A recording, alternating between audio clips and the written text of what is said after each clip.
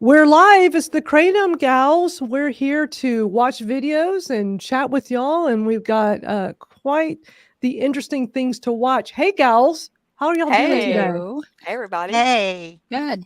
It's great to see everybody, and yeah, you can see we have a special guest here today. We got Heidi Sakura, who's joining us because we're going to be watching a video from Des Plaines, Illinois, where she spoke and gave her testimony at. It was earlier. That was Monday, right? Was that Monday or Tuesday? Monday. Monday. Thank you Okay. for it seems like so long ago. It does, yeah. does. Yeah. And so we're going to play. Here's the thing for all of our viewers. It is a long session. It's an hour and 15 minutes. It's the Des Plaines, Illinois City Council meeting talking about the possibility of banning the sale, prohibiting the sale of Kratom. And the whole thing is worth watching, listening to. They let Mac Hadow from the AKA talk quite a bit, which I was so not expecting. And Heidi, you and your sister and your mom gave great testimonies.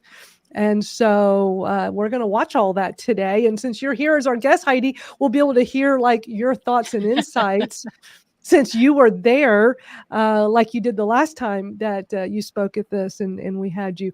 Plus, if people don't know, happy birthday to Misty Brown. Happy birthday. Happy birthday, Misty.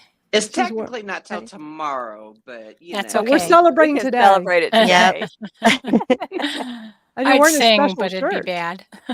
Be a party weekend. Yeah. So let's see your shirt. You're wearing, you got a brand new birthday t-shirt. 45. Nice. Still alive. And still alive. That is I awesome. love Well, that. happy one day early birthday to you. Let's just real quickly go around the room here and introduce everybody. I'm Madeline Sklar, host of the Kratom Stories podcast. Also, you know what? I do have to say something very important. Let me get that out of the way. This live stream is presented solely for educational purposes. It is not intended as a substitute for the advice of a physician or other medical professional. We are a community of people sharing our knowledge and our stories here in this live stream. So y'all may know me from hosting the Kratom Stories podcast. We also have the Kratom Real Talk Forum. So yeah, if you'll ever have any questions about Kratom, always feel free to reach out. And let's go around the room, starting with you, Misty. My name is Misty Brown. I'm a Kratom consumer, advocate, activist, going on 5 years. Nice. My name is Jennifer Gillis, also known as Winifred Jenkins on TikTok and Facebook. I just have to say that because sometimes people get confused. I've been a Kratom consumer as 5 years as of June the 7th, and it's changed my life for the better. Awesome. Yeah, go ahead. And I'm Venus, Kratom Butterfly and Kratom Miracles. I found Kratom in 2016, and it also changed my life. It helps with my mental problems, my physical problems. It just everything all around. And I just want to let everybody else know too. Yeah, we're just a bunch of loud and proud advocates. I love that. And then Heidi, our special guest, tell everybody a little bit about yourself. All right. Hi, everybody. I'm Heidi Sakura. My main residence is in Wisconsin, but I come down to Illinois so I can take Kratom, and I've been doing that for about 5 years. And so Kratom has just been a wonderful, safe pain reliever for me. So I'm fighting the Kratom battle on both ends in Wisconsin to get it actually off the list of banned and pass the KCPA there. And then, of course, in Illinois, we're playing the whack-a-mole with many communities that are taking up local bans. You do, and you and your family do such an amazing job with your advocacy. So thank you for doing all that. We so appreciate it. Well, Definitely. I really appreciate the help of my sister and my mother. Y'all are just an amazing trio. Yes, I love The it. three amigos. Yes. I call us the Yeah, Three Stooges, yeah. but I'll take amigos. That sounds better.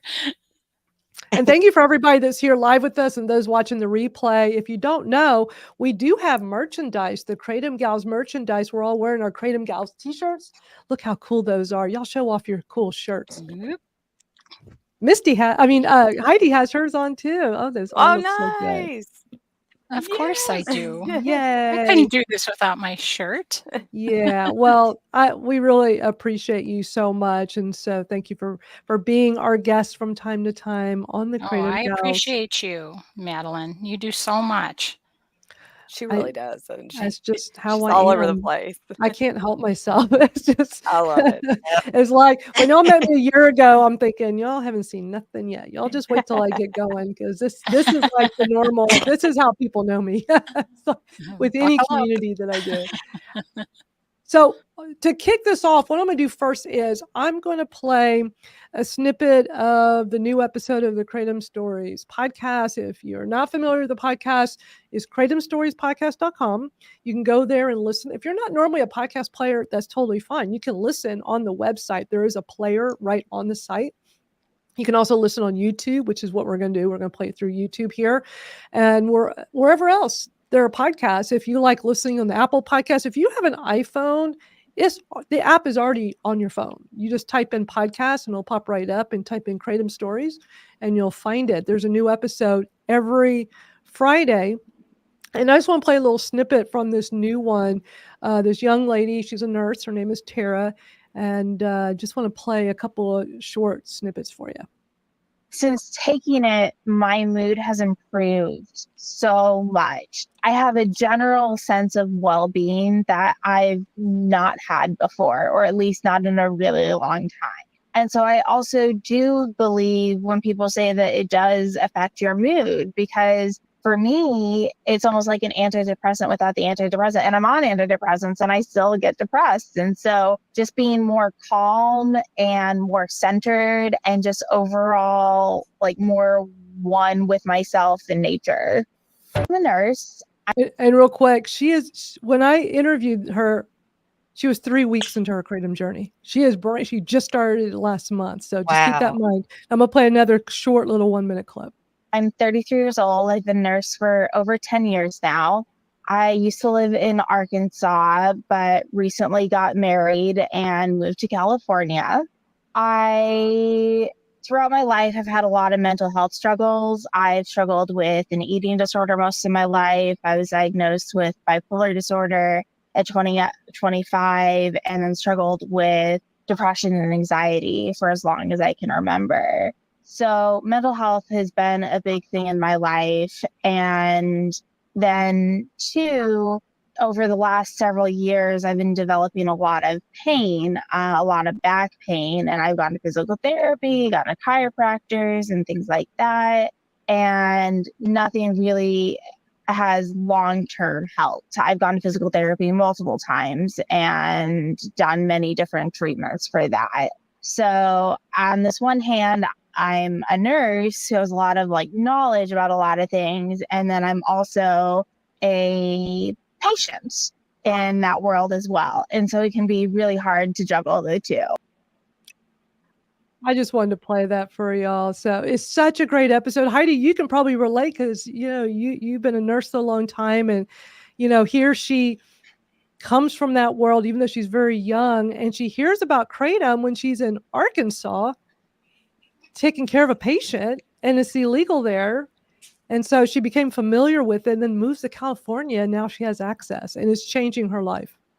Yeah, I listened to her, the podcast with Tara this morning on the drive down here.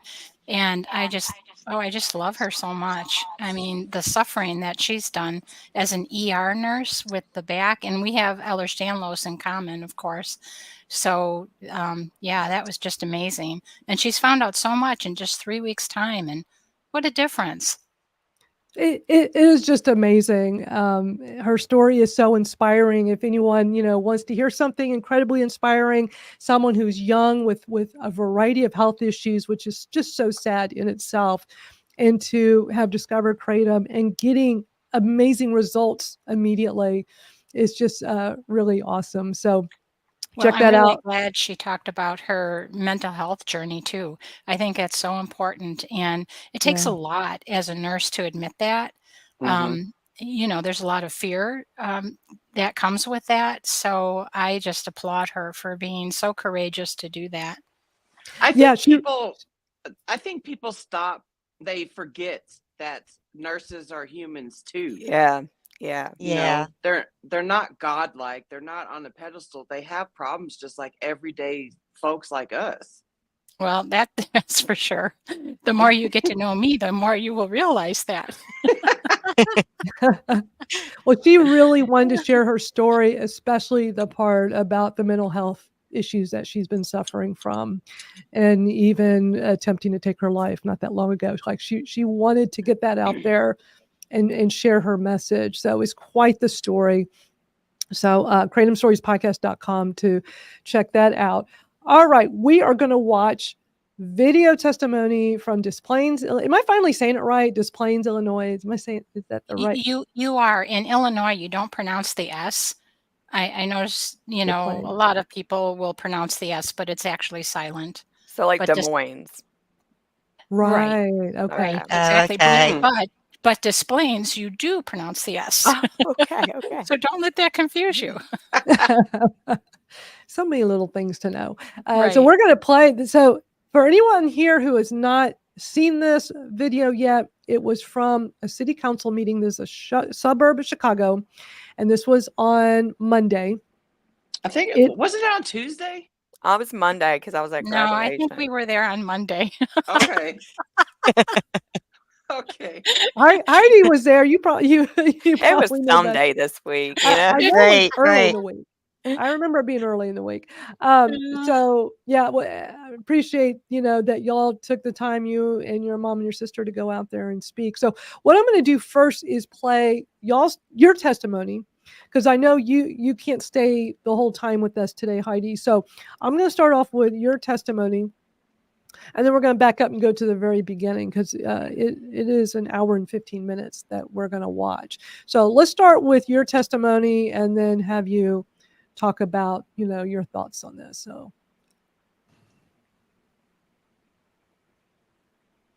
Thank you so much for your patience, for listening. My name is Heidi Sikora. I live in Wakanda, and I'm a retired nurse practitioner and healthcare executive. The last time I was here, I gave you a packet of science for the safety and efficacy of kratom. I hope that you were able to read it and understand the potential unintended consequences of banning it, because there are consequences of a ban. I know you said it's just a ban on sales. The problem is you're eliminating it for people who may benefit from it. I want you to understand what life is like for me without kratom.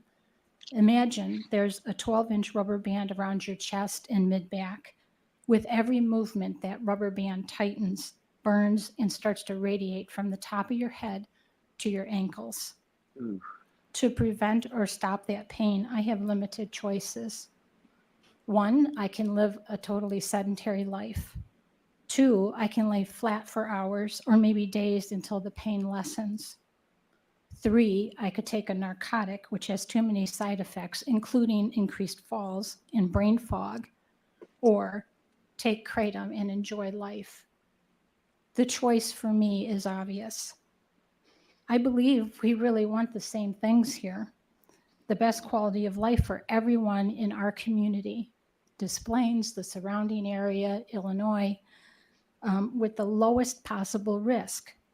A ban may lead people to more harmful substances, such as opioids or even suicide from lack of pain control. With the opioid crisis, that is a real concern. It is very difficult to get prescribed opioids for people with chronic severe pain. A balanced approach to public health considers both risks and benefits to protect the health without causing additional harm. We have provided a template.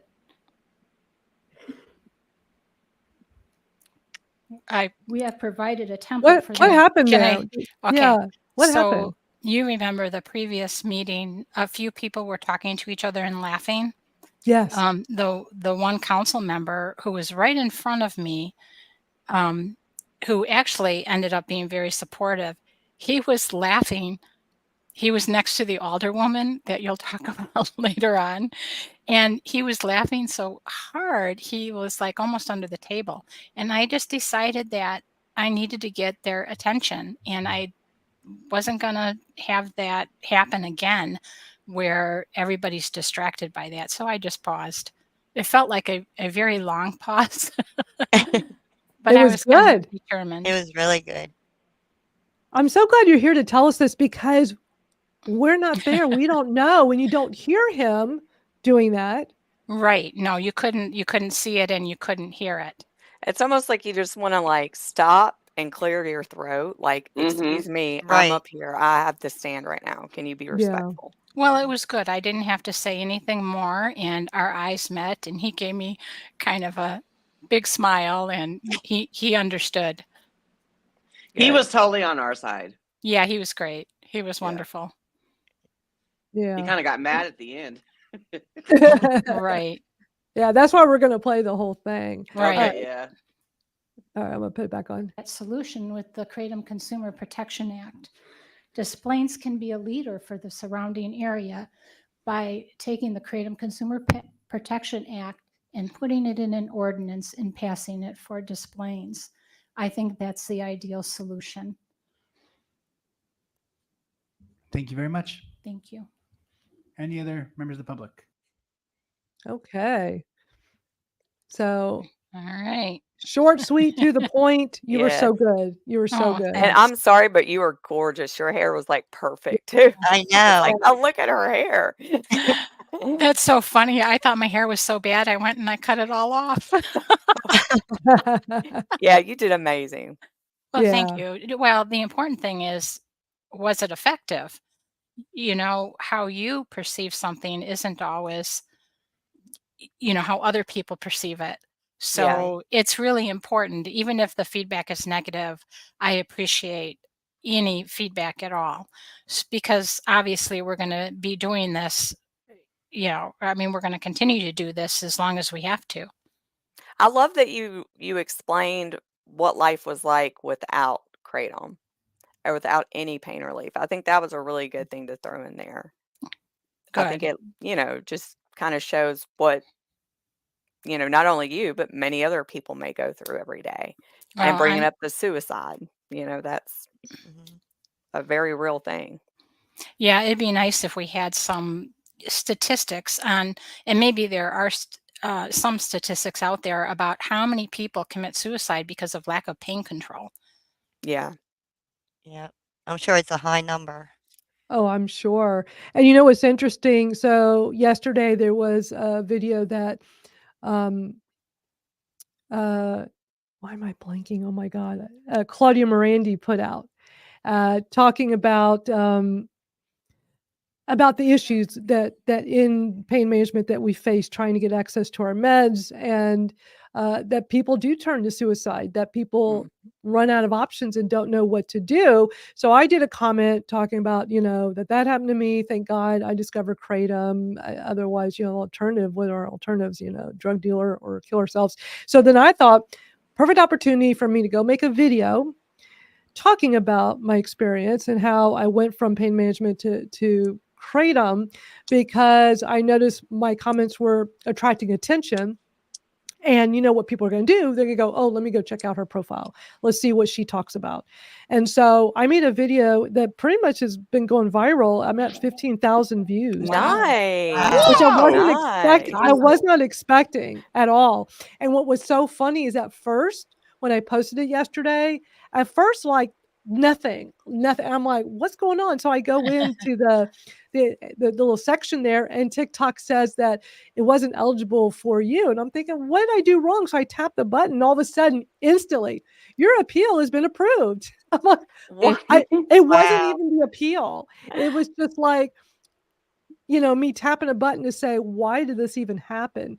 And because I've done the steps before for an appeal. So it didn't even take me, it just like approved. And then all of a sudden, I started getting a lot of views, a lot of comments, and I was responding to everybody, which brings more comments and more discussion, which can help something go viral. And I wasn't trying to, but I just had a lot of great conversations. There's, I think now is probably up to like over 300 comments in there. And 309. it's so unexpected. But it just goes to show you that it's so easy for us to use social media to educate people about this plant just by sharing our personal experience. That's all I did, was kind of piggybacking off of Claudia's message about like I think the underlying message was don't give up hope, and that was what I was Yeah. trying to do. Like, hey, don't give up hope, there are other options, and I found one after I lost access to my meds, and people are I like, wow, I want to know you more. you don't know. You probably saved somebody who was contemplating Exactly. putting that gun in their mouth that Yeah. night or Yeah. something. You just never know who you saved. Yeah. And that's what we do. You know, we want people to know that Kratom is an option if you're being messed with from the doctors, if you're being messed with from the pharmacy. You know, if you're tired of that revolving door of bullshit, is what I like to say, try Kratom first. Like, there's this one woman on X, you know, formerly Twitter, that got her suicide date approved. Right. You know? Right. And Yes. I just keep saying, try Kratom first. Try it Right. first. If you're already got your suicide date down pat, what else do you got to lose? Exactly. Right. And you have so much to gain. Yes. Madeline, Yeah. is that video just on TikTok, or have you shared it Yeah, on? it's on my TikTok, and something interesting. So used to be when you made a TikTok video, and I know Misty and you and I've talked about this before, since you know TikTok really well. Used to be before you posted it, you could save a copy and it would be without the watermark. And then sometime last year they changed it, and if you would do it beforehand, it would put the watermark in, like they were trying to keep us from having a non-watermark version. So when I was making it yesterday, I'm like, before I posted, I'm like, this video is good. It's like 7 minutes long. I'm like, this is really good. I want to take this and put it on my YouTube. So I thought, well, let me hit the save button. And if it puts the watermark, fine, I'm going to still post it there. And it did it without the watermark. I was like, Nice. oh, maybe they went back to how it used to be. So just FYI, you know, when you're on that right, before you go live, before you post on the right sidebar, it has like the different options where you can do text and the stickers and all the stuff. Is below it. You have to look on the right side and scroll up because it's at the bottom, and it'll be It's the saved. down arrow. The down arrow, and it's the save, and you tap save. Now it's saving it to your phone, and yeah, I wanted a non-watermark version ideally. Did you post on YouTube? I think I uploaded it, but I don't remember. I don't think I put it live yet. Because also, Well, do you want to play it now? I can. That'd be awesome. I want to. I mean, yeah. I'm on it, but I can't listen to it. But I want to see. I'll play it off of TikTok because I have that open. Because on my YouTube, I think if I did, I'm trying to remember if I put it up yet. Because one thing, just FYI, when you're utilizing YouTube, is you can always upload a video to YouTube and just have it private. You don't have to immediately have it public, because you may want to go back in and work on the description and work on the title and the thumbnail, because all of that matters to get seen on YouTube. But here's why. So, like, I'm going to definitely be getting more of those videos on YouTube, and here's why. TikTok is just scrolling through in the moment. People are not going to go through my old videos on TikTok and go look for something I did last year, where I've done the same exact type of video before, exact type, but it's so far down the feed, and most people are watching it in the For You feed. On YouTube, it's completely different. It's a search engine, basically. So if somebody's typing in and looking to get information about Kratom, they can more easily find your video. Plus, the thing that differentiates YouTube is that your video lives on. If I put a video like that out there, 5 years, 10 years from now, people can still be watching it and learning off of it. Right. And that's one of the powers of YouTube. And for people that don't know about my background, I've been teaching social media since 2005, so I know a little bit about it. But yeah, I'll play that. I didn't know if y'all wanted to see it or not. But I'm really happy with how, even with me healing from my skin cancer issue on my face, I was like, I don't know. I think did finally saw that video, and I said, "Hideous my ass." No, it looks a lot worse than it doesn't look as bad on video, thank God, but no, in person, the camera helps a little bit. What a But good video to go viral, though. It Like, is. what yes. Yeah. a really good video to go viral. Well, what's funny is it is my most recent. When you go to my TikTok, is right next to a pinned one that also went viral, 17,000 views, that I did quite a while back. That's pretty much the same thing, from opioids to kratom. It's Mhm. like pretty much the same exact thing. So, yeah, let me pull this up and then we can play it on. I'll play it on here. It is really good for anybody that's learning about kratom, come from pain management. This can be really helpful. All right, here we go. All right, can y'all see that all right? Mhm. Stop the banner. Okay, it's a lot of different screens to work on here. It's Okay, meta. it's very meta. Meta. Management, and you can no longer get access to your opioids for your chronic pain. Please do not give up hope. I was in those shoes 5 years ago. I was in pain management for 9 years, taking my FDA approved opioids as prescribed for my degenerative disc disease. And then one day I get a form letter in the mail from the doctor saying that he was no longer going to be treating his patients with the medications. Now, my MME was high, and we know that doctors are scared to prescribe. But 5 years ago, it's just like what's happening today. And I did not know what to do. My first thought was, well, after I could not find another doctor, my thought was, let me go find a drug dealer. Now, why should we be left with that as our next step when the medical community fails us and we have to go find a drug dealer to take the same medications that gave us a quality of life? So while I was researching that, I seriously was, which is a joke. I discovered kratom is a plant, and it was through a documentary called A Leaf of Faith. It's now available on YouTube. It's free to watch. There's a link to it. If you go into my Linktree link under my bio here on TikTok, you'll see the link to it.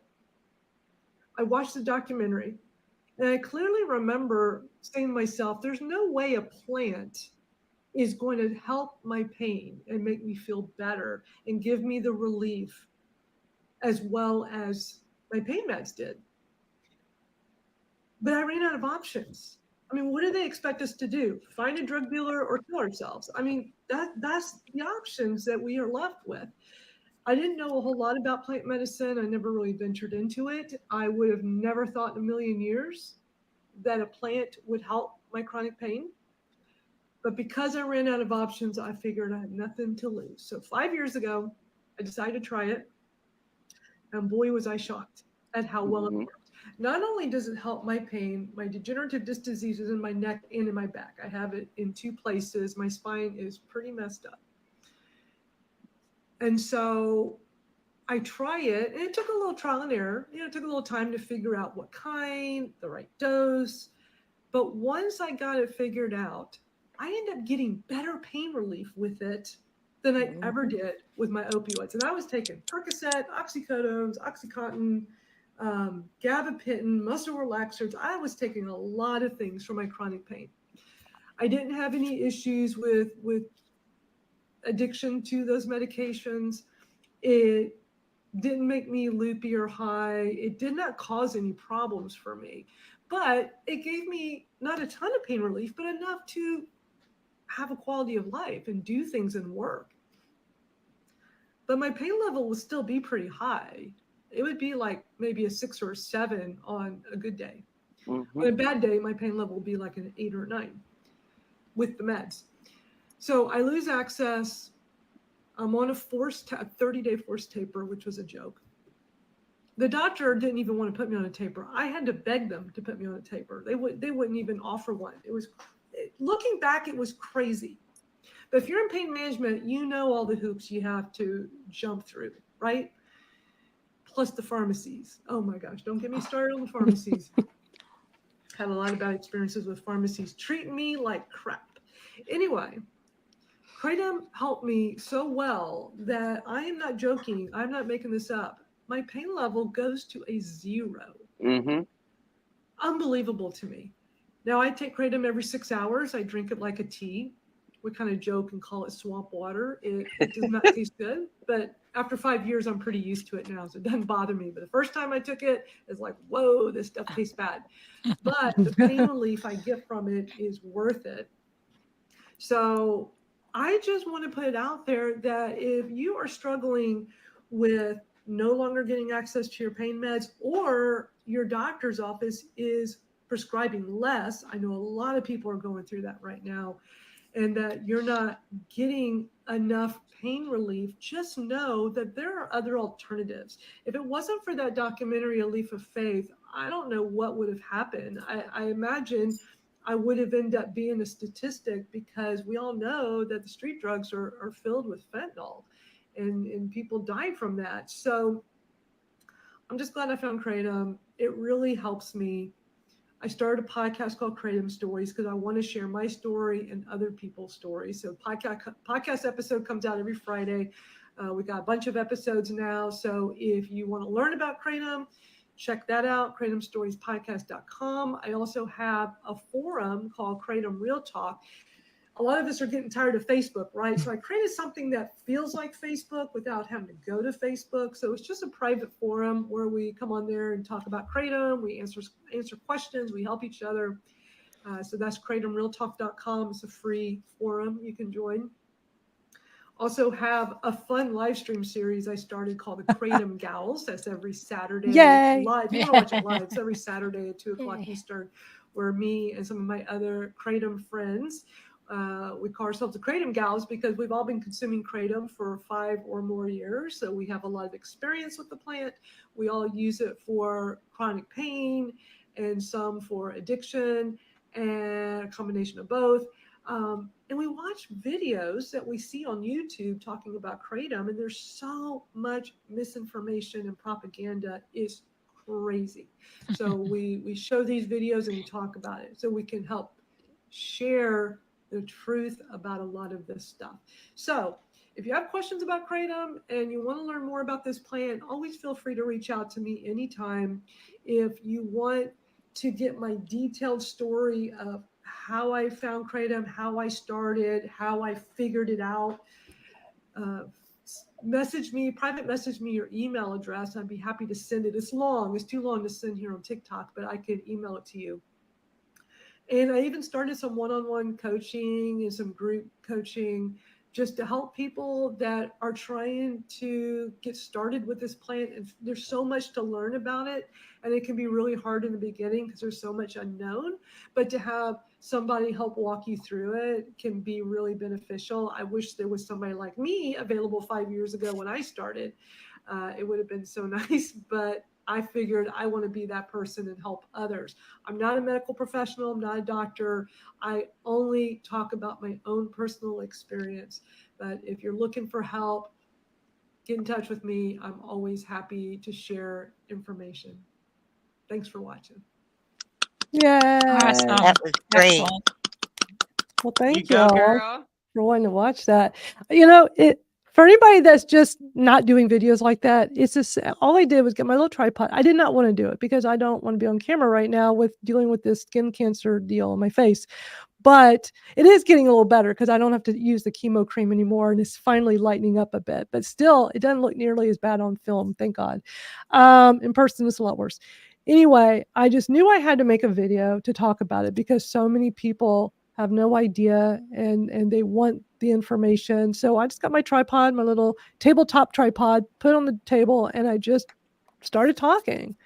And it's just so important for people to do that because people want to learn about this. They want to know there are options.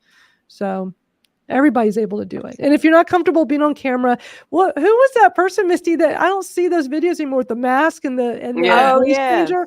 That was you gave him or her, whoever that is, such a great idea because that was Yeah. brilliant. But I don't see those videos. Did they stop doing it? Maybe they got tired of the, crap that people put in the. I don't know. Yeah. You got to take a break. You got to take Yeah. advocacy breaks. Speaking of, whose TikTok just got deleted? Do y'all not know Jordan. yet? Jordan. Yes. No. Here's what happened. Because this video of mine has gone viral, I'm, replying constantly to people, and a couple people were asking questions that Jordan would be the perfect person to ask about. So I'm tagging him. I'm like, wait a minute. When I type, oh my, it comes right up. Oh my Kratom guy. And it wasn't coming up. I'm like, uh-oh, that's not a good sign. It's been deleted. So he does have a backup, Jordan Richard. So I just went ahead and tagged that one. But yeah, I got an email from this morning, and he made a comment about how his TikTok's been taken down. Did it say why? He was just really quick responding to something else. He didn't say why. I think I he mean- made a new one called, I think it's called Kratom Ninja this morning. Okay. He usually has multiple ones. Yeah, he's Yeah. The thing with him is it's tricky for him because he's also a vendor. Yeah. You Right. know? Right. So But he I mean- engages with the negative people, and he's always called them I poopy heads, which I know. love. I love poopy heads. I It's do so too. good. I know. I think if you're going to engage with people, the negative people, I think this is just more likely to happen. I don't. I either delete Yeah. their comment or block them. I don't want the negativity. And sometimes they get mad at me. I had one lady from yesterday on this video get mad at me because she said something very negative, but instead of deleting or blocking, I just did a response. And she gets mad at me with her thought on this. And I replied back, I'm like, don't you understand how bad? Because she apparently consumes Kratom, but she put it in such a negative light. I'm like, don't you understand like what you said?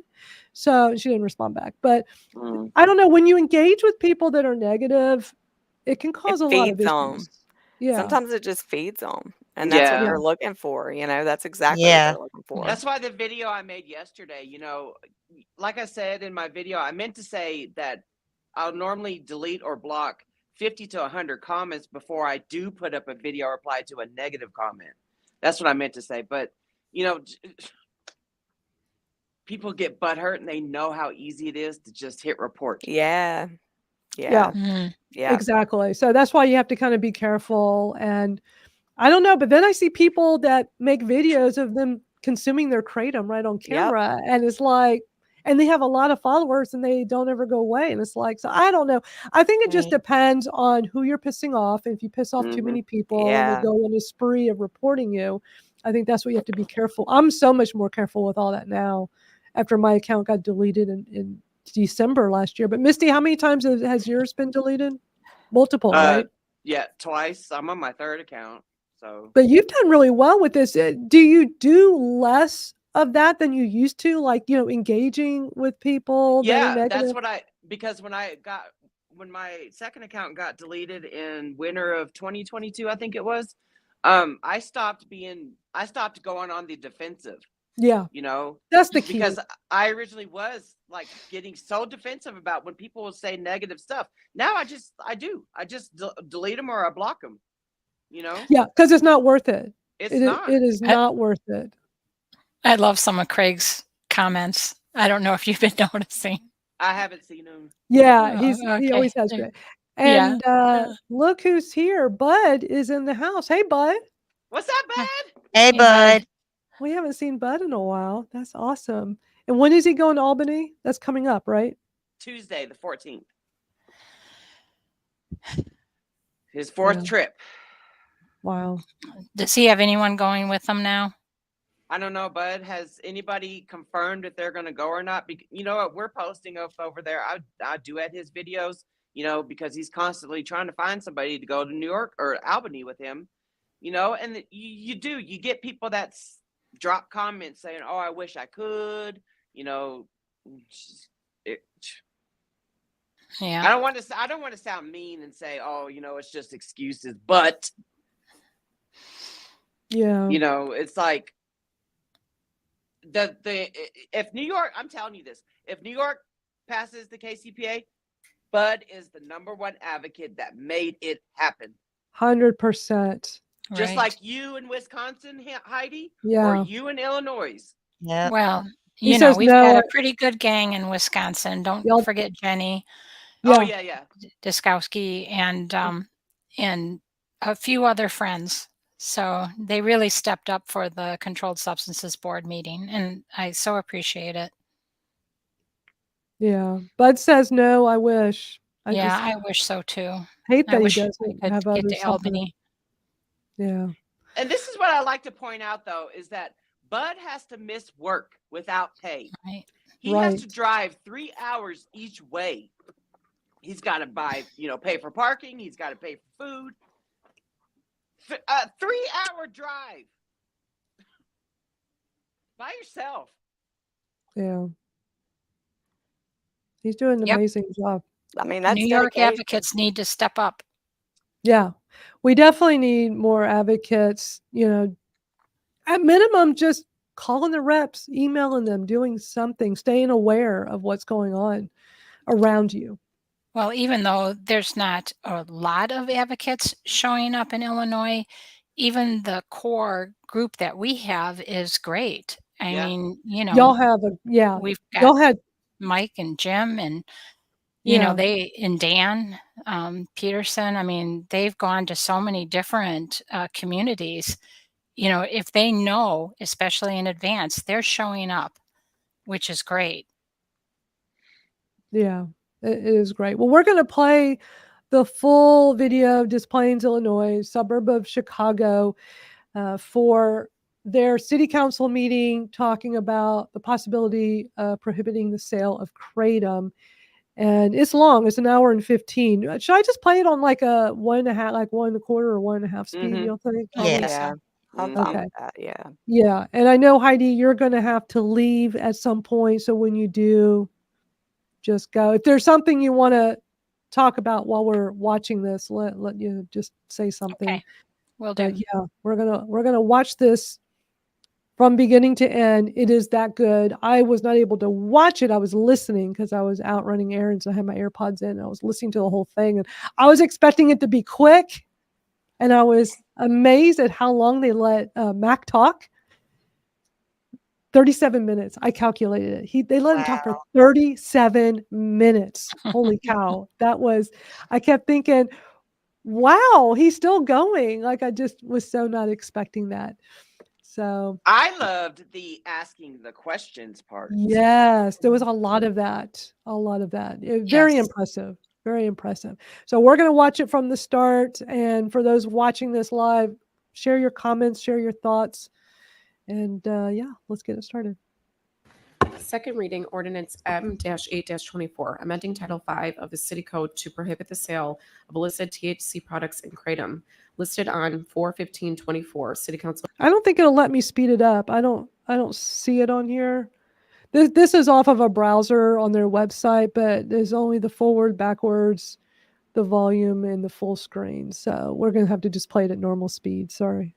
Agenda Okay. for first reading is consideration of an ordinance banning the sale of unregulated hemp products. Thank you very much, Madam Clerk. So this is an item that passed on first reading back on April 15th, and it amends Title V of the City Code to prohibit the sale of THC products that are not regulated, in addition to kratom. It doesn't impact the ability of individuals to use or possess these things privately. Is that but the it's mayor? sale. I mean, I know that Yes, there's some members yes. of the public. Mayor. You're welcome to come on up if you want to say your piece. Welcome. Oh, actually, let me get a motion first. So is there a motion to pass this? Motion by Alderman Sherwitz, second by Alderman Skirka. All right, discussion. Welcome. Thanks for coming. Thank you, Mr. Mayor. My name is Matt Caddo. I'm the Senior Fellow on Public Policy with the American Kratom Association. And thank you for accommodating our request to be here. As I left home yesterday, my wife said, we're in our 47th year of marriage. And I learned early in my marriage that from a good friend told me, if you ever want to have a successful marriage and a long marriage, then you've got to be willing to apologize on any perceived wrong. My wife corrected that as I was leaving because I'd done something wrong. And she said, if you want to quit apologizing, then don't make the mistake in the first place. So I'm here today hoping to help you see that perhaps there's a mistake being made here. First, I would point out that kratom is not THC, not related to THC. It's not a scheduled substance federally or at the state level. And I think that there's a good reason, a good argument that can be made why you should not take the action that's been proposed. It's controversial because in 2016, the FDA proposed that kratom be scheduled. That scheduling recommendation was withdrawn by the Drug Enforcement Administration because they didn't believe there was sufficient evidence at the time in order to schedule kratom as the FDA had hoped to do. In 2018, the FDA made its second recommendation for scheduling. That was withdrawn by the Assistant Secretary for Health at the Department of Health and Human Services, who has the obligation under the Controlled Substances Act to determine whether those recommendations are valid or not. Dr. Joie, then the Assistant Secretary for Health, characterized the FDA's evidence as embarrassingly poor evidence and data, and said that it really didn't meet the standards for scheduling, and more importantly, it failed to consider the overall public health, because Kratom helps people. It is a plant from Southeast Asia that has some beneficial impacts and very few negative impacts as it goes forward. The FDA, if nothing else, is persistent. They then petitioned internationally at a lower standard for scheduling the UN Commission on Narcotic Drugs in 2021. On December 1st of 21, the Expert Committee on Drug Dependence, 12 independent international experts on substance abuse and addiction liability, unanimously concluded there was insufficient evidence for scheduling to ban Kratom. In 2023, a very significant event happened. In a case that was instigated by the FDA in U.S. federal court, the FDA refused to appear before a judge when ordered to do so on the basis that they, the FDA, could not and have not yet determined that Kratom is dangerous. And yet much of what you're doing here today is predicated on that very point that the FDA has made in the past. We found out in 2024 why they made that decision. The FDA did a pronouncement about a dose finding study on Kratom. 40 human subjects were tested with ascending dose, meaning they started at a very low dose. They got up to 12 grams of Kratom consumed in a 5-minute period, and then they observed only a very mild adverse event of nausea. That allows the FDA now to go into a 3-year study on whether or not Kratom is dangerously addictive. They don't know yet, and neither does anyone else, and that's why Kratom really should be allowed to continue to be sold for help the people that it helps today. The National Institute on Drug Abuse has funded more than $100 million in studies. There are more than 300 studies been published since 2018, when Dr. Joie said that the evidence was embarrassingly poor that the FDA was using. The FDA today can't prove that it's dangerous. They have an opinion about it, and we respect that opinion. I've been in dozens and dozens of hearings across this country representing the Kratom consumers, and I can tell you that Kratom helps people. It saves their lives. And that's what the National Institute on Drug Abuse believes. It is why their director has testified before Congress that Kratom should be available to people, particularly those that are struggling with acute and chronic pain, like veterans and people that are suffering from horrible addictions that end up on our death rolls because they overdose from Kratom. The Johns Hopkins University survey of adult Kratom users using it for the purpose of weaning off of opioids determined that 87% had a relief from their withdrawal symptoms, and that 35% had replaced the opioid they were using with Kratom. That's what Dr. Joie talked about when he withdrew the recommendation for scheduling of Kratom. Kratom should be appropriately regulated. It should be labeled properly with dose serving sizes. It should be restricted to minors. We hope that's what the city of Des Plaines will do, that you will regulate appropriately. There are states in the United States now, 12 that have passed the Kratom Consumer Protection Act that does that. It's up for a vote here in Illinois. Representative Marcus Evans and Senator L.G. Sims are the sponsors of the KCPA. It passed in Maryland unanimously in both bodies of the House and the Senate, now in the governor's desk, the 13th state. We expect to continue to add states to that, all with the idea of regulating Kratom properly. We hope that's what you'll do. I am glad to answer any questions that anyone has. I plead with you not to make this mistake about banning sales of Kratom, because there are people who will benefit from it here in the city of Des Plaines. Thank you very much. Thank you very much. Alderman Sayed. Well, I guess that's true. Oh, no, it's fine. We'll do one. You can go ahead, Alderman. I had This some guy. residents talk to me about this drug, and they, of course, a lot of people don't know anything about it. And you're saying that the Food and Health Administration do not have a definite answer on the drug and what it does because of time, because it hasn't been out long enough and hasn't been enough survey and study on it. Is that correct, or am I wrong? Well, with respect, sir, Mr. Alderman, it's not a drug. It's a botanical supplement, and it doesn't have the properties that would constitute it as a drug, and the FDA does recognize that. The FDA does believe that it has some potential psychoactive effects because it binds to the same mu opioid receptors as do prescription opioids. But it doesn't do it in the same way. It's called a partial agonist effect, very wonky. But they acknowledge now that the FDA today, when called to a federal courtroom, the hearing was supposed to have taken place on February the 8th of this year, in a case that they themselves initiated against the Kratom importer, and they refused to testify because they had just learned of their dose finding study, which is a significant advance in science, documenting the fact that they cannot document that Kratom is dangerous. And now they're going to do a 3-year study on its addiction liability, so they won't know for that length of time. We don't ban drugs because we don't know, or substances like Kratom because we don't know whether they're dangerous or not. We wait until that conclusive evidence is in. And you have to have a prescription for this, correct? No, that it's not a drug.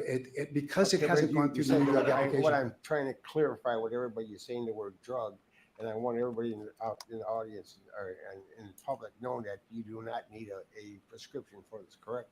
It is not a drug. It has not been. Okay. What do you call it? It's not a drug. It's a botanical supplement regulated by the Food and Drug Administration, like a dietary supplement. You don't need a prescription. Is it just me, or do you find it scary that when you have a council member there to vote on this, they don't even understand what it is? Yeah. Very scary. Well, for sure. I mean, they're affecting people's health and well-being, and they don't have a clue. They're not health professionals. And sometimes even the one guy on the board apparently works in an ER, and sometimes they come with a huge bias when they are healthcare professionals. Yep. Yeah. Yeah, and they can do this so quickly. Right. But he kept thinking it's a drug, you need a prescription. So he's not even understanding that this is a botanical supplement. Well, I wasn't quite sure if he was on our side trying to clarify that it's not a drug. You know, I wasn't sure, but Yeah, it's he tough sure to didn't seem figure to it have. out. It came off to me like he doesn't understand this and that he thinks it's a drug. That's how I took it. Yeah, and that, and like needing a prescription was a good thing, or it was bad that you didn't need a prescription. Yeah, it was just very unclear where his mindset was. And of course, you know, the week before or the meeting before, I had given them a packet of all the science and went through that packet. You know, they didn't give me as much time as Mac had to, you know, explain everything, but that tells you how little they read, even when you hand it right to them, that they still didn't educate themselves on it as much as they should have. Yeah, being that they're affecting people's lives, they should pay more attention to the actual information, understand what they're voting on, unlike what we'll see at the end when they do that vote. With It's life or death. You would Yeah. think Yeah. that it would be important to investigate and research and all that stuff. Well, and that's what, you know, I think I could do a better job at articulating at these hearings is how important this is. This isn't playtime. This is people's lives. And if, you know, we could get a handle on, you know, the suicide statistics from lack of pain control, or from the lack of availability for people who are trying to stay away from the illicit drugs, that would be, I think, really helpful if we could get that through to them. Yeah. That It's like would this be is how helpful. people get out of the bed every day and live a somewhat normal life. I mean, Exactly. Yeah. Okay. I just wanted to stop there for a second. Let's go back to it. I was impressed at how many questions they were asking, Mac, which is a good thing. Yeah. Some jurisdictions place Kratom behind the counter as they do other kinds of dietary supplements. That's fine. But to ban it is a problem. And that's why we are so adamant that citizens should have the advantage of it. A former Lieutenant General in the Marine Corps, now Congressman Bergman from Michigan, is a sponsor of the federal Kratom Consumer Protection Act. And he says that we need to have this available for veterans who suffer from acute and chronic pain, service-related injuries. He's a big advocate for it and really resists the FDA. Now, the FDA is coming our way finally, but it's science that's driving it. And I think that you have to understand or appreciate, when residents, I had about 4 people. I mean, when I say residents, I didn't have all 6,000 people, but I had 4 or 5 people questioning me about this here. And it's something that, it's not on the kitchen table when you have your bacon and eggs and discuss this here. And now Well, it's kind coming of out on and mine. everyone's now saying, well, Yeah. what is it Yes, doing? Yeah. same. And now they're asking Right. questions now. And we're putting this on the market here and they can do it. And sort of concerns me. Thank you. I understand, Mr. Alderman. I can tell you that the fact is that there are adulterated products with kratom that are spiked with substances that shouldn't be in them. That's common. Many of the dietary supplements have the same problem. We should interdict adulterated products. Absolutely agree. We want to protect consumers. Well, and that's the thing that the residents, the ones I've talked to, them 4, and we make sure I tell you there's not a bunch of them, that they were concerned. They asked questions of it, and they were just wanted to verify that this is something, if we're going to be passing this here tonight, it's on the market there, that we okayed it. So once we do, we've given it the green light. Thank you, Mr. Mayor. If you're inclined to defer the decision tonight, I can help you connect you with experts at the federal level with the National Institute on Drug Abuse, independent scientists who are funded by our tax dollars. Be glad to talk to you about this and reassure you that this is a product that should be allowed in the marketplace if it's safely regulated along the way and labeled. I'm done, Mr. Mayor. Thank you, Alderman. Any other Alderman questions? Alderman Walston. And then Alderman Smith. It seems like there's this product is helpful to some people. And I'm just wondering if we aren't jumping the gun about banning this rather than looking at regulation, possibly. I don't think I know enough about it. Here's our to really friend. just come out and ban it if it's helping a number of people, especially veterans. We need more people like that. Yeah. I don't think I'm ready to just completely ban it without looking at some other options, like maybe regulation. Exactly. Okay, Alderman, I think that's fair for sure. Alderman Smith. Thanks, Mayor. Just what I've read, there's nothing on the bottle or how it's dispensed that gives directions on I how thought to that was a use bug it, on her or- shirt for real. That's what I've been told. She makes Is those. that true? Actually, no. If they're responsibly manufactured, they're all labeled. We have about 36 companies that are we're a consumer organization, but we have a GMP program, Good Manufacturing Program. You'll find that the majority of companies today are labeling their products. It's getting better every month. You're seeing directions for use, including serving sizes, recommended number of serving sizes per day. I did, all of bud. that's protective because they assume a liability. Manufacturers are responding, and we're fine. Here's the good news about kratom. There's a ceiling effect, according to the scientists. So how much you take, as long as it's pure kratom and not spiked with something else, you have a ceiling effect. You can't take enough to hurt yourself. Worst case, you're going to feel nauseous and vomit. I hate to say sorry for in a public meeting like that, but that's what happens with this substance. It is not going to hurt you. You can become dependent on it. And that's a concern that we obviously need to be handled with labeling. But the majority of products today that are sold responsibly are labeled properly and with good serving size directions. Because I know they sell them in vape stores, convenience stores. And how do you know that it's a regulated dose of kratom? Or, is there some kind of label that lets you He know just said that. this does not have Right. other things in there? Yes, ma'am. That's what our Kratom Consumer Protection Act does. It requires that to sell in Illinois when it's passed here, as it's done in the other states, you have to register with the state. You have to have an independent lab certified that the product you're selling is actually kratom, what's in it, and it has to be labeled, and it's restricted to minors 18 or 21, whatever you choose. So this has not happened. This is in the works. Yes, in Illinois, it's going through the legislative process. It's Yeah. passed in 12 states, passed in 13, not signed by the governor of Maryland yet, but it passed unanimously. We want these regulations, and the industry wants these regulations. And there's just one other question I wanted to ask you. When you say that 87%, helps them with their opioid addiction. It sounds like another drug to me. And then you also said that it can or is addicting. So it doesn't sound like a supplement or I'm trying to Kind of like understand coffee. exactly what it is, Yeah. Right. and if Diet where Coke. it's being sold, if it's a Dr. proper Pepper? place to be. Pepper. Oh, yeah, you Oh, guys and your speaking Dr. of- Pepper. Two things. The Johns Hopkins study addressed people that were using Kratom for the purpose of Misty. weaning off of opioids. And 87% reported that they had relief from their withdrawal symptoms, which is the hardest part of getting off of an opioid. 35% replaced that opioid with Kratom within a year. So that's a beneficial impact on those individuals that was cited by that study.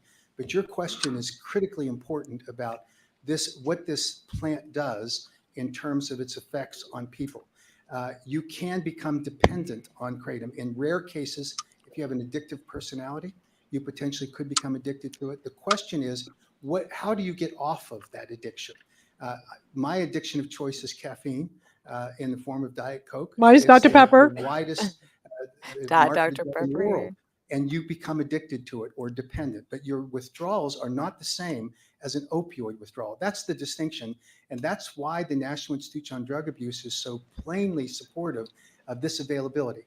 I don't like the fact that it's exclusively sold in convenience stores. And the good news is that it's starting to be sold now in mom and pop health food stores and in supplement stores. We would like to see the national chains pick it up. They've been waiting for the FDA to actually let the science catch up here, which it's now doing. I think you're going to see Kratom come back into GNCs. It used to be there until the FDA did what they proposed to schedule it, and out of a reflexive protective position, they removed it. I think you're going to see Amazon again having Kratom products. That's what this science is now informing us about. But this is a safe product when it's used responsibly and when it's labeled properly. And that's what I think within your purview, you could require that any product that's sold here in Des Plaines has to meet those standards. What, just out of curiosity, I'm sure it comes in all different forms or whatever. What is the price range of this? So your point's excellent, and it does come in different forms. It comes in the raw powder. It's the leaves themselves are ground up. It grows in Indonesia, now in Hawaii and Florida, but they're ground up into a powder. So you can actually take the powder, pour it into hot water, and make a tea. That's very cheap. It probably costs you somewhere in pennies, for that kind of a serving. Many people put it in a capsule, many manufacturers, because it tastes terrible. It's a bitter taste, which is why it's not attractive to kids, frankly. It tastes it's very bitter. So people take capsules, and that bypasses your taste buds. And it gives you the effect that you desire with Kratom. Then there are gummies that, again, they flavor those usually in order to mask the bitter taste. Then there are liquids that are pre-formulated and in extract form, so that you take out all the microbial load of it and you just get the Kratom alkaloids themselves. So this is why we need to regulate it, is that in those product forms, good labeling will inform a consumer about how much of that product they should consume in any one serving. Oh, I'm sorry, the price. It goes from a couple of pennies for the powder all the way up to, I think, around, for a package of 20 capsules, I think it's around $9 or $10. You can get, it's the marketplace. You can get some vendors are selling very high prices on the internet. We watched that a little bit. You'll find that the prices could be somewhere in the neighborhood of $40 or $50 for some of the fancy products that are packaged. All right. Any other questions, Alderman Smith? Okay, I'm going to kick it over to you in a second, Alderman Lizakowski, but I'm going to throw out a couple of options that we should all think about, which is if regulations coming on a federal level, you all are welcome to think about deferring or to reopening this when the time comes, right? Additionally, this particular ordinance that we're considering right now regulates both unregulated THC products and Kratom, and so if you guys wanted to split that off, that's something to think about too. Alderman Lizakowski. I like him. Regarding this Kratom, Yeah, how he's many great. municipalities are actually have it passed, and how many have banned for the Hey, most doesn't part? he? Like, Good there are a lot guy. of bans in a lot of municipalities for this product, or are we just, and around us, is there anybody else that has a ban around us? Elk Grove? I always ask Prospect? that. Or we just- Here's our and Land is doing another it? friend. My question. Yep. So there are a couple of I local emailed him too. jurisdictions that ban Kratom. before we had the system in place Excellent. to identify cities that do it. And so we're more aggressive now. There were 6 states that banned Kratom in between 2015 and 17 when the FDA made their original recommendation promising there would be a ban federally. That didn't happen. The state of Vermont has withdrawn it from their schedule. Wisconsin took steps. They're in the Controlled Substance Board concluded it didn't meet the criteria for scheduling. We're hoping the legislature will remove that. The state of Indiana had banned it. They passed the repeal of that law in the House 53 to 40. It's in the Senate side. So there's a lot of progress being made to undo those. But municipality-wise, in the state of Illinois, I'm more concerned about than other states. I think there are 3, I believe. So we have 3 municipalities of all the municipalities in Illinois, and we're going to be the ones that are the go-getters to ban this. I don't understand, and everybody around us sells it, so I don't really know where this even came from, to be honest. Yeah, for I'm real. for Yeah, breaking where did it apart come and from? doing the THC ban illegally unless you sell it in a THC store, but this part of Kratom, I don't understand what we're batting at. 3 municipalities out of how many in the state of Illinois? We're going to be the forerunners on this. That's all I got to say. Thank you. It's nice when they speak I up. believe it came from the Yeah. sheriff or the police chief who's Yeah. sitting there. You can't really see him, but he's at the side table. Yeah. and Yeah, I've seen with their first badge chair. on. Oh, yeah, over here, like on the. Oh wait, you can't see my mouse there. Hold on. Is that him over here? That's him. Because it looks like a Anderson. uniform. Yeah, because I can see he has a Yeah. uniform on. Yeah, yeah. Like, where did this come from? Why? When they don't even know what it is, that means it's not a problem in their community. Mhm. Right. And the 4 people that Alderman Sayed was talking about, I think they came to him after the last meeting and the article came out. If you listen closely to what he says, that's kind of what it sounded like. Now they're asking me about this because we're going to ban it. So I don't know if he had people come to him prior to this ban and if he had anything to do with it. I Yeah. think so. They're the ones who's putting it on the radar because it's not on the radar in the community. They're not having problems with it at the hospitals or, anything like that. Yeah, and I Right. did sign up to their crime report and went back and reviewed the Des Plaines crimes, and I did not see anything related to Kratom in the last year. Wow. Not surprised. But why did Yeah. they even put this in an ordinance alongside THC? This is nothing like THC. Well, I think that my sister did a great job at the first meeting of making that clear. They truly were confused. I didn't catch on to that at the first meeting because I thought, well, they must know these are different things, but they really didn't. They just lumped them all together and thought they were all related. Wow. And every consumer should be outraged by that Yeah. because Mhm. we know it is nothing like THC and should Exactly. never be compared. And then we keep hearing about these ordinances now where like the THC like this or Delta, lumping it with Delta 8, Mhm. other synthetic opioids, whatever they want to call it, like the tianeptine and stuff. Like, this is so different than all of the others. Yep. Yeah. And it Well, just look keeps at getting lumped in with them. well, Yeah. and the misinformation from the media. I mean, Yeah. if you just do a simple search, what are you going to get? You're going to get the most, hysterical version of, the misinformation. It's so far from the truth. Yeah. Yeah. Right. It's crazy how much misinformation is out there. Right. And it's just a reminder of why we're loud and proud advocates talking about this all over the place. Because it's so important to be spreading the truth. Otherwise, people, all they hear is that negativity and they believe it. I mean, with my Right. latest TikTok video, I'm getting a lot of comments from people that are like, well, I heard it's addictive. I Yep. heard this, I heard that. And I'm like, well, there's Their a lot of keywords. misinformation. Your clapback needs to be your Mhm. keywords are I heard. Yeah. Right. It's always Exactly. I heard. It's always I Mhm. heard. Yeah. I keep trying to duet the video, but I think because it's too long, it's because it keeps loading. Yeah, So what yeah. I'm gonna do after we're done with here is I'm gonna copy your link and then I'm gonna put it in my TikTok repost app that I have Yeah. to remove the watermark, and then I'm gonna upload on my TikTok and then put your video and tag you in it. Okay, cool. Thank you. Great. I appreciate that. All right. Are you able to stay a little bit longer, Heidi? Yeah, it's always so hard to tear away from this. Even I though I know. was there, I'm like, yeah, so I'll hold on. I'm going to have a hard stop where I'll have to do a costume change, for the party I have to go to. Right. And Well, we know you can't stay for the whole thing. When you need Oh, to go, you go. I'm just glad you're here to spend time with Mhm. us and sharing these additional insights because you were there in the room. yeah.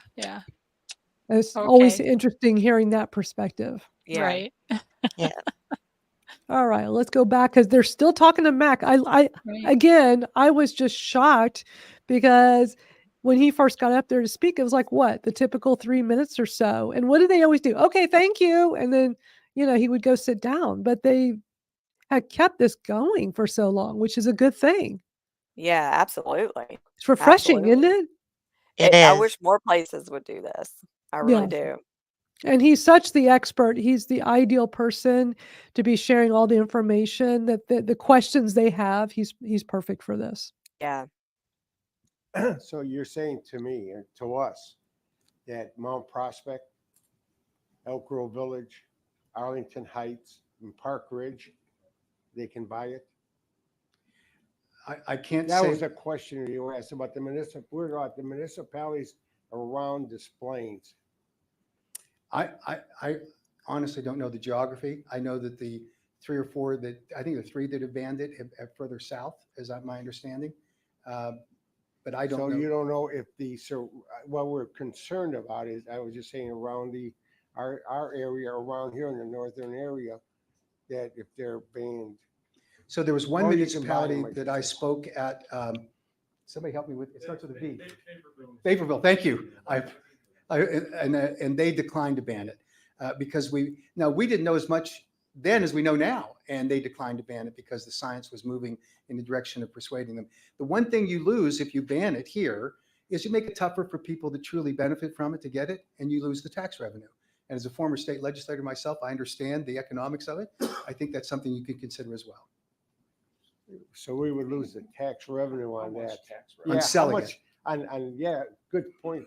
For $9, how much tax revenue are we going to be making on this? Well, on a single sale, probably not, but I can tell you with 15 million plus Americans consuming Kratom. But they're not buying it all. Yeah, they're not. Well, of course buying not. Of course not. Oh, But if every community, collectively, you're serving I'm done. 15 million plus But people. overall, that's a misleading statement saying that we're going to miss out on all that tax revenue. If we Okay. have 5 people buy it, and we collect. Well, 3 I cents don't per think that's what container, he said. We're missing out on a quarter's worth of sales. And who is this That's- guy? You have Yeah. my This is apologies. the I guy didn't that know works that in the anyway. ER. Okay, because Ah. again, I was listening. I wasn't watching because I was out running errands. And I do remember there was the ER guy and he was so negative, but I didn't know what he looked like. Okay, so good to know that this is. And I don't know what his position is in the ER. I meant to look I that would have up, never but- guessed. I thought maybe he'd be somebody that worked in a smoke shop. Yeah. Me too. Yeah. Right? Does not look like an ER dude. No. I don't No, want to he- stereotype, but yeah, I don't want maybe. to either, but like if you're like, oh, we're talking about Kratom, here's this guy, I'd be like, oh, he's on our side. He looks like he actually works in a smoke shop. How you put all Um, that beard in a mask or a net Yeah. or whatever? Does Yeah, he, like, Heidi, Yeah, roll how I do it you was up? do going to that? say the Gun same net, thing. hairnet. He's. They have to do the double, right? Don't they have to do I the have one never that's quite under the seen such a chin? thing. Because they have to do the Yeah, one under yeah, the he chin, would, for right? Like sure. regular and then under the Yep. chin. Yeah. Yep. The other guy sounds like those moose from Brother Bear. That cartoon What? Brother Bear. What? The Canadian moose. It's the accent thing. Craig says, "Who's that beardo?" Beardo. And Carrie Oh, says, Craig. "Carrie says You janitor." crack me up. Janitor. Oh my God. Oh man. Okay. Well, now it's nice to be able to put the faces to the names. I would have never thought this was the ER guy. Okay, let me restart this. Infer that it Bearded was a dragon. huge amount of money. I'm saying that if you ban it, you wouldn't get that revenue. I wasn't suggesting. There are people probably here that sell it, can tell you better what their sales volumes are. in Des Plaines. I don't know. I passed the Kratom store coming in. I noticed it was there. Okay, Mark, Alderman Walston. Sorry. Yeah, I agree with Alderman Laskowski that I think we should break it up. And I'd go ahead and make a motion to drop Kratom from this ordinance and go ahead with the THC. Okay, so you're making a motion to amend ordinance M-8-24 to eliminate reference to Kratom and maintain the original language as it relates to unregulated THC products. And there's a second by Alderman Sayed. Discussion. Alderman Lazikowski. Oh, are you the second? Alderman Lazikowski is the second. Sorry, I heard his voice. And I wasn't here at the first meeting when this came up, and I was really kind of against it. Now that I'm not involved in this whatsoever, because I do need their product. But for the fact that we have smoke shops in town that opened prior, and now we're going to ban a substance out of nowhere that they can't sell. I understand the THC part 100% because marijuana's got to be legal and all the ratifications. But this Kratom part, they were allowed to sell it when they opened, and now we're going to take away part of their business because we're going to be the forerunners on 3 municipalities out of the whole state of Illinois. It's just not right. Thank you. Okay. Alderman Smith. That was great thinking. In these vape stores, what is the percentage of a Kratom product being sold versus the vape, and whatever else they have? Is it a big seller? Well, I can only speak anecdotally to those store owners that I've spoken to. And I can tell you that they say that they do a healthy business with Kratom, which is why they carry a broad range of products. When you go into some of these establishments, you'll see that they'll have a couple of dozen different products, different forms. So it's a good business for them because people are consuming it and they're benefiting from it and they're coming back. And so I think that's the They don't put down Kratom. They have Delta 8, Delta 9, Delta 10. Is that the same thing? Kratom is distinguished from any of the THC cannabinoid products in its effects and its form. It's not scheduled, as I mentioned, federally as THC 0.3% under the Farm Bill in 2018, restricted. But now Delta 8 and various formulations of cannabinoids it's not the same at all.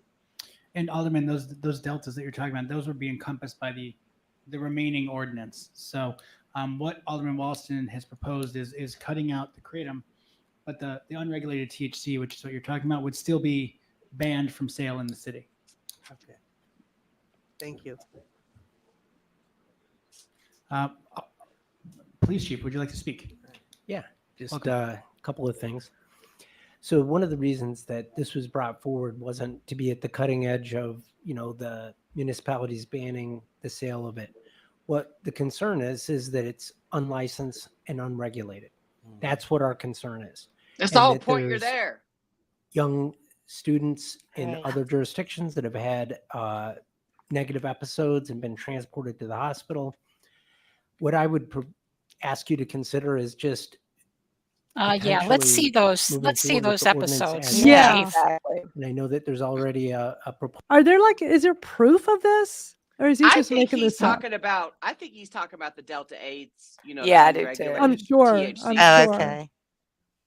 Yeah. But like this meeting is they're lumping it all together, which we've seen multiple times before. Mm-hmm. Well, they've already been told at this meeting that they're separate. They were told at the previous meeting. It's really hard for people to understand for some reason that this is totally different. I think we need to bring like a Kratom tree in and show them the tree and show them the powder and show them the tea leaves and, so that they understand. And, maybe a big sign that says, this is not Delta 8 or THC or anything else. But they make the Delta 8 and stuff like that in gummy form, which and they taste good. Kratom. Yeah. They also make Kratom in gummy form, so you can't really distinguish the two. But the effects are totally different. Well, right. If you're going to make a decision that is going to affect people's health and well-being, then you need to take the responsibility to educate yourself. Do your due diligence. So Absolutely. you know what this makes me think of? Y'all know there's that House rep in California, Katie Porter. She's the one that brings the whiteboard and does like she educates people because they're Yes. so ignorant with stuff in the Capitol. And it's like almost like thinking like that, like bringing a whiteboard and being like channeling her to like, let me educate you on this. Yeah. I didn't Because know that. Yeah. oh, she's pretty Yeah. amazing to watch. Like the way she does her thing is pretty impressive. Like she does like a Jeopardy, she'll play Jeopardy, like try to get them to like answer these questions. It is hilarious, but she's really known for the whole whiteboard thing. It's pretty interesting the way she does it. So it makes me think of that, like what she does. She dumbs it down and tries to educate when she's on the House floor. And I don't know, it just makes me think like, is that what we have to resort to? We got to dumb this down so they understand. We need a Well- molecule Molly. Exactly. Yeah. Yep.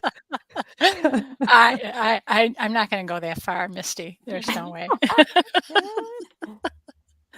Buzz says That's a bringing good the point, leaf Buzz. shows that is not a drug, Yeah. it's a plant. That's a really, that's why I love that Mike brings a bag of Kratom when I he goes know. and speaks in Rhode Right. Island. Super smart. Somebody needs to actually bring like the physical plant, like bring like a small yeah. Kratom plant. Yeah, Right. that's exactly. Well, one- if I could find one, I No, would. the Ether Botanical sells them. I've been I've had thinking them on the about getting podcast. one. They sell them on their website. Just hard to keep it alive They're hard to in the hard to northern grow. climate. They're hard I to don't grow, have- but I don't have a green thumb. Ain't no way I'd keep that. I know alive. I don't either. But wouldn't it be amazing, like to get one just to take to one of these? Yeah. You know, and show Just like the leaves. hold it and be up, like, just this is just it. a small one, just a small plant. Hold it up, say this is Kratom. Yeah. It's a plant. Exactly. And they would never recognize it out in the wild, not like Yeah. cannabis. Yeah. Craig says, I remember those two cops testifying against Kratom, saying they stopped a driver who was foaming at the mouth with green. No, it was With yellow. yellow. Yellow. That was Wisconsin. That That was was in Wisconsin. Wisconsin. It was like it wasn't Actually- even. It's not even the same color. Actually, I can give you an update on that. Okay, Jenny, yeah. Jenny's been tracking that down, because she's a journalist, and there's still no report of that. But she spoke to that sheriff from Franklin County, and he basically said, "Look, I don't have any dog in this fight. I'm just doing what I've been asked to do." Probably told to do. Yeah. Not asked. Right. Well, I'm paraphrasing. I'm sure she could share it, more direct than me, but basically, he's not following up on the testing or anything like that. So I don't know if we're going to end up getting the information, but she's going to try. Yeah. He got up there and testified for sure that that's what happened. Yep, Yeah. exactly. He should have Yeah. to bring the results. Yeah, have they to they prove need it. to provide proof. They need to provide proof. Well, Then they have their cameras on. They went by word of mouth. I would love to see the camera footage of this. of the stop, you mean? Of the stop. Yeah. Of the Show us the stop. proof. Yeah. Well, we've been trying to get that since that last hearing. I should say Jenny, she's really been following up on that and has great. been pretty tenacious about it. Yeah. So, but at least for the next hearing in Wisconsin, we won't put up with that kind of thing. We can bring up, Yeah. hey, okay, you said this, they said that last time and they brought no proof to the table. Yep. They always get away with just saying whatever they want to say. Yeah. Yeah. all the time. They brought hearsay. Yeah, and Mhm. we bring the proof to show them, and they don't even Right. pay attention to it a lot of times. Yeah. Yeah. I would Definitely. be scared to death to stand in front of a legislature and lie. Right? Yeah. Right. Yeah. too. Well, Carrie says they conveniently lose the footage or turn off the camera. Ain't that the truth? Exactly. Yeah. There's Yeah. nothing worse than a liar in my book. Ain't Yeah. nothing worse than a liar. Yep. All right, let's get back to this. Proposal out on the table to change that, and then revisit it once the state regulates it and has passed the what is the ordinance that or the The Kratom Consumer Protection Act. yes once there's our concerns about it would go down drastically if it wasn't being sold out of gas stations and vape shops and unregulated locations. That's what the concern is. It's not so much that we're making a statement on Kratom as much as we are the way that it's being sold and marketed in Illinois at this time. And those We'd places, recommend an AA vape clinic shops would are solve that problem. regulated. Kids shouldn't have this. Yeah. And if they pass the KCPA in Illinois, that Exactly. Which that would they're take care of already. that. Yeah, That's but like, see, why are they he jumping wants the to gun on wait. this? So what the police chief is saying is, well, let's just take it away and do the Yeah, ban, and then we'll undo it right. if Which the we know that KCPA usually does yeah. not Yeah, happen. No. Because if that's that was the the case, plan. those other states would have reversed it by now. And Right. that was Yeah. years ago. Very difficult to reverse a ban Yeah. once it's done. So he's just trying to go in that direction because he knows it would get reversed. Right. So this stuff is crazy. All right, let's keep going. They're not attractive to it anyway. We Frankly. still have a ways to go They with shouldn't this have. video. Alderman Chairwitz. The only thing I would add to what Chief said was we don't really have a way of enforcing the regulation if we try to make it a 21 and older type thing. You know, that just puts more burden on How us. do you enforce the I tobacco really and like the alcohol idea of waiting regulation? for Yeah. Right. You know, use Exactly. that same enforcement for that. Good And point, Misty.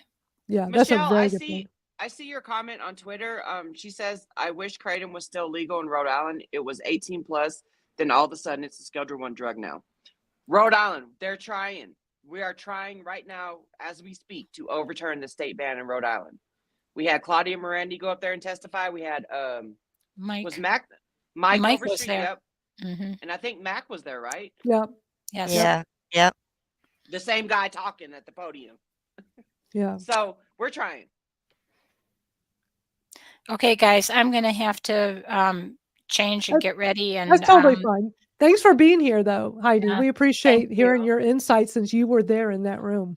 Yeah, I probably will be able to comment and watch because I'm not driving.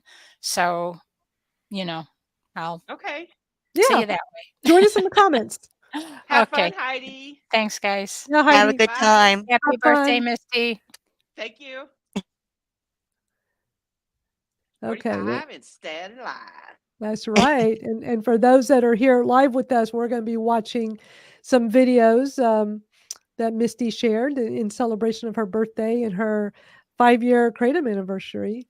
But let's go ahead and finish watching this because we still have a ways to go. Illinois, and then we can piggyback on Illinois once they have the regulations in place, and now we just have to adjust to those.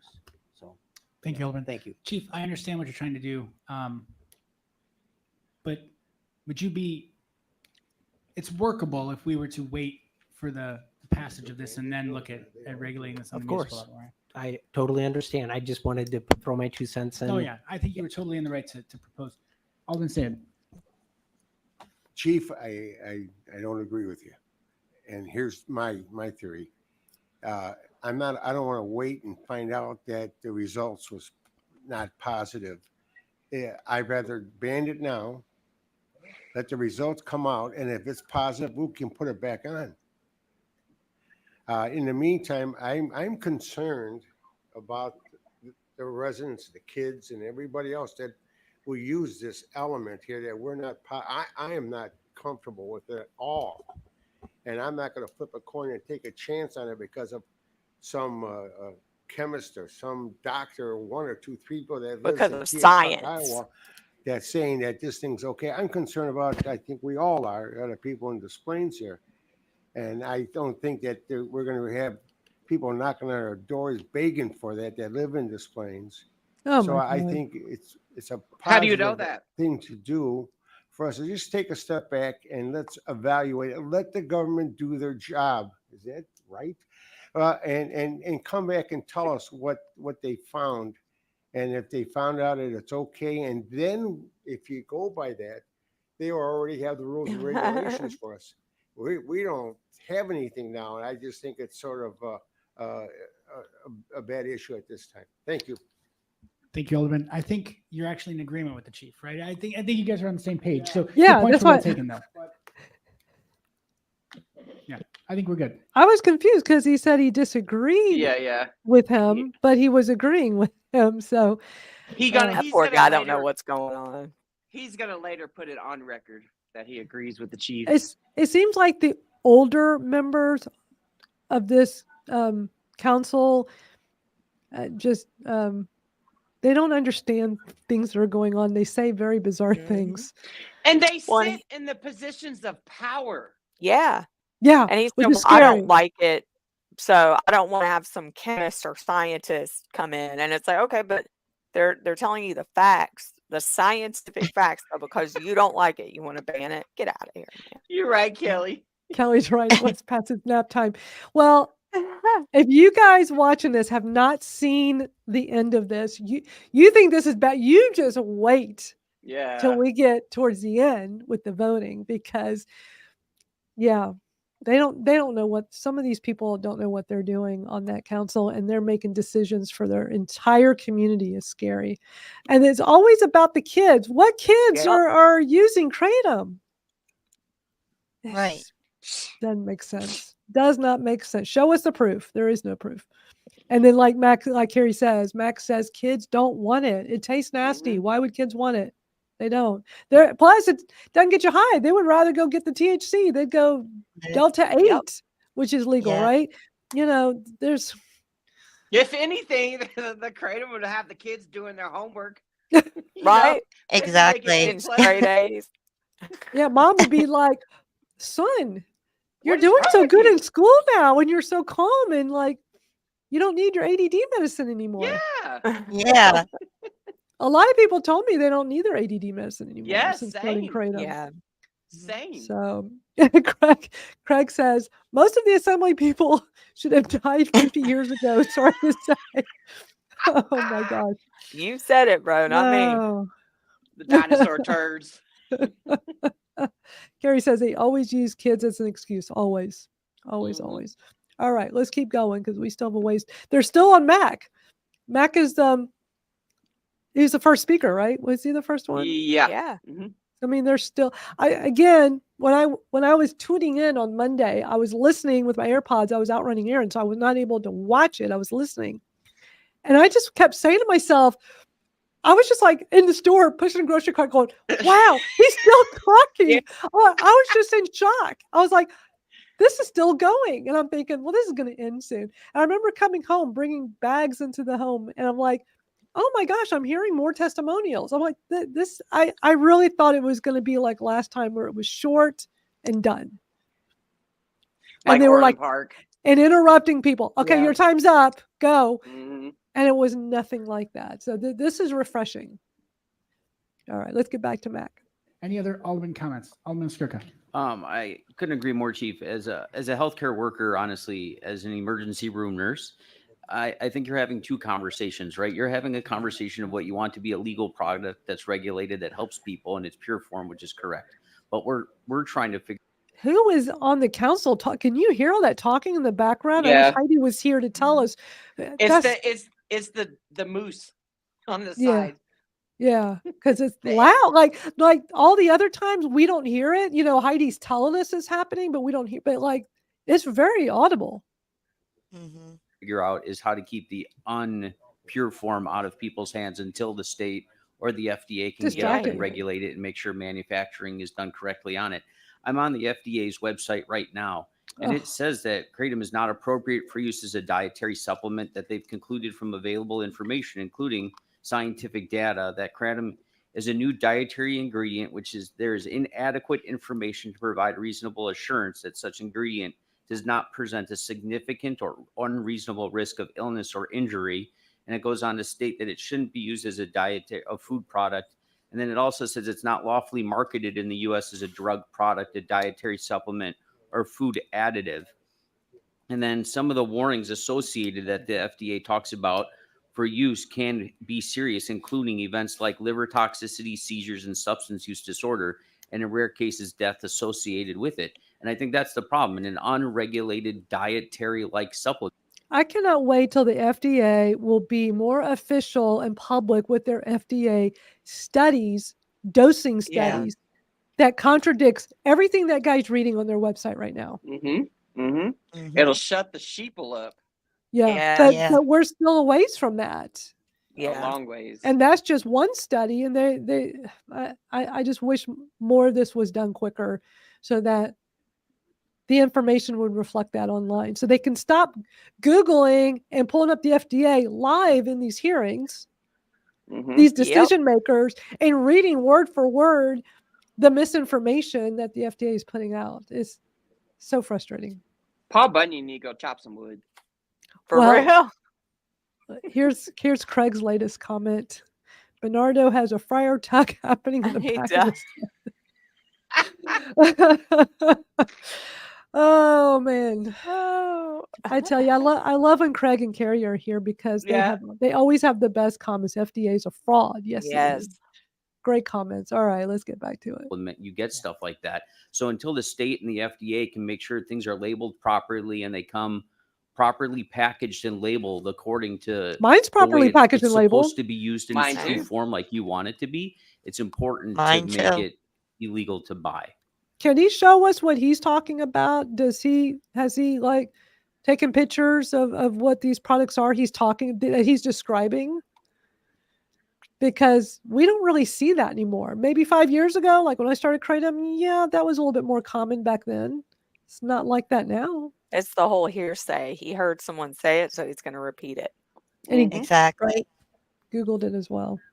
In displays. So Alderman Oscar, I understand your point, and the FDA is correct that it's not legally marketed under the Dietary Supplement Health and Education Act as a dietary supplement, which has associated structure function claims.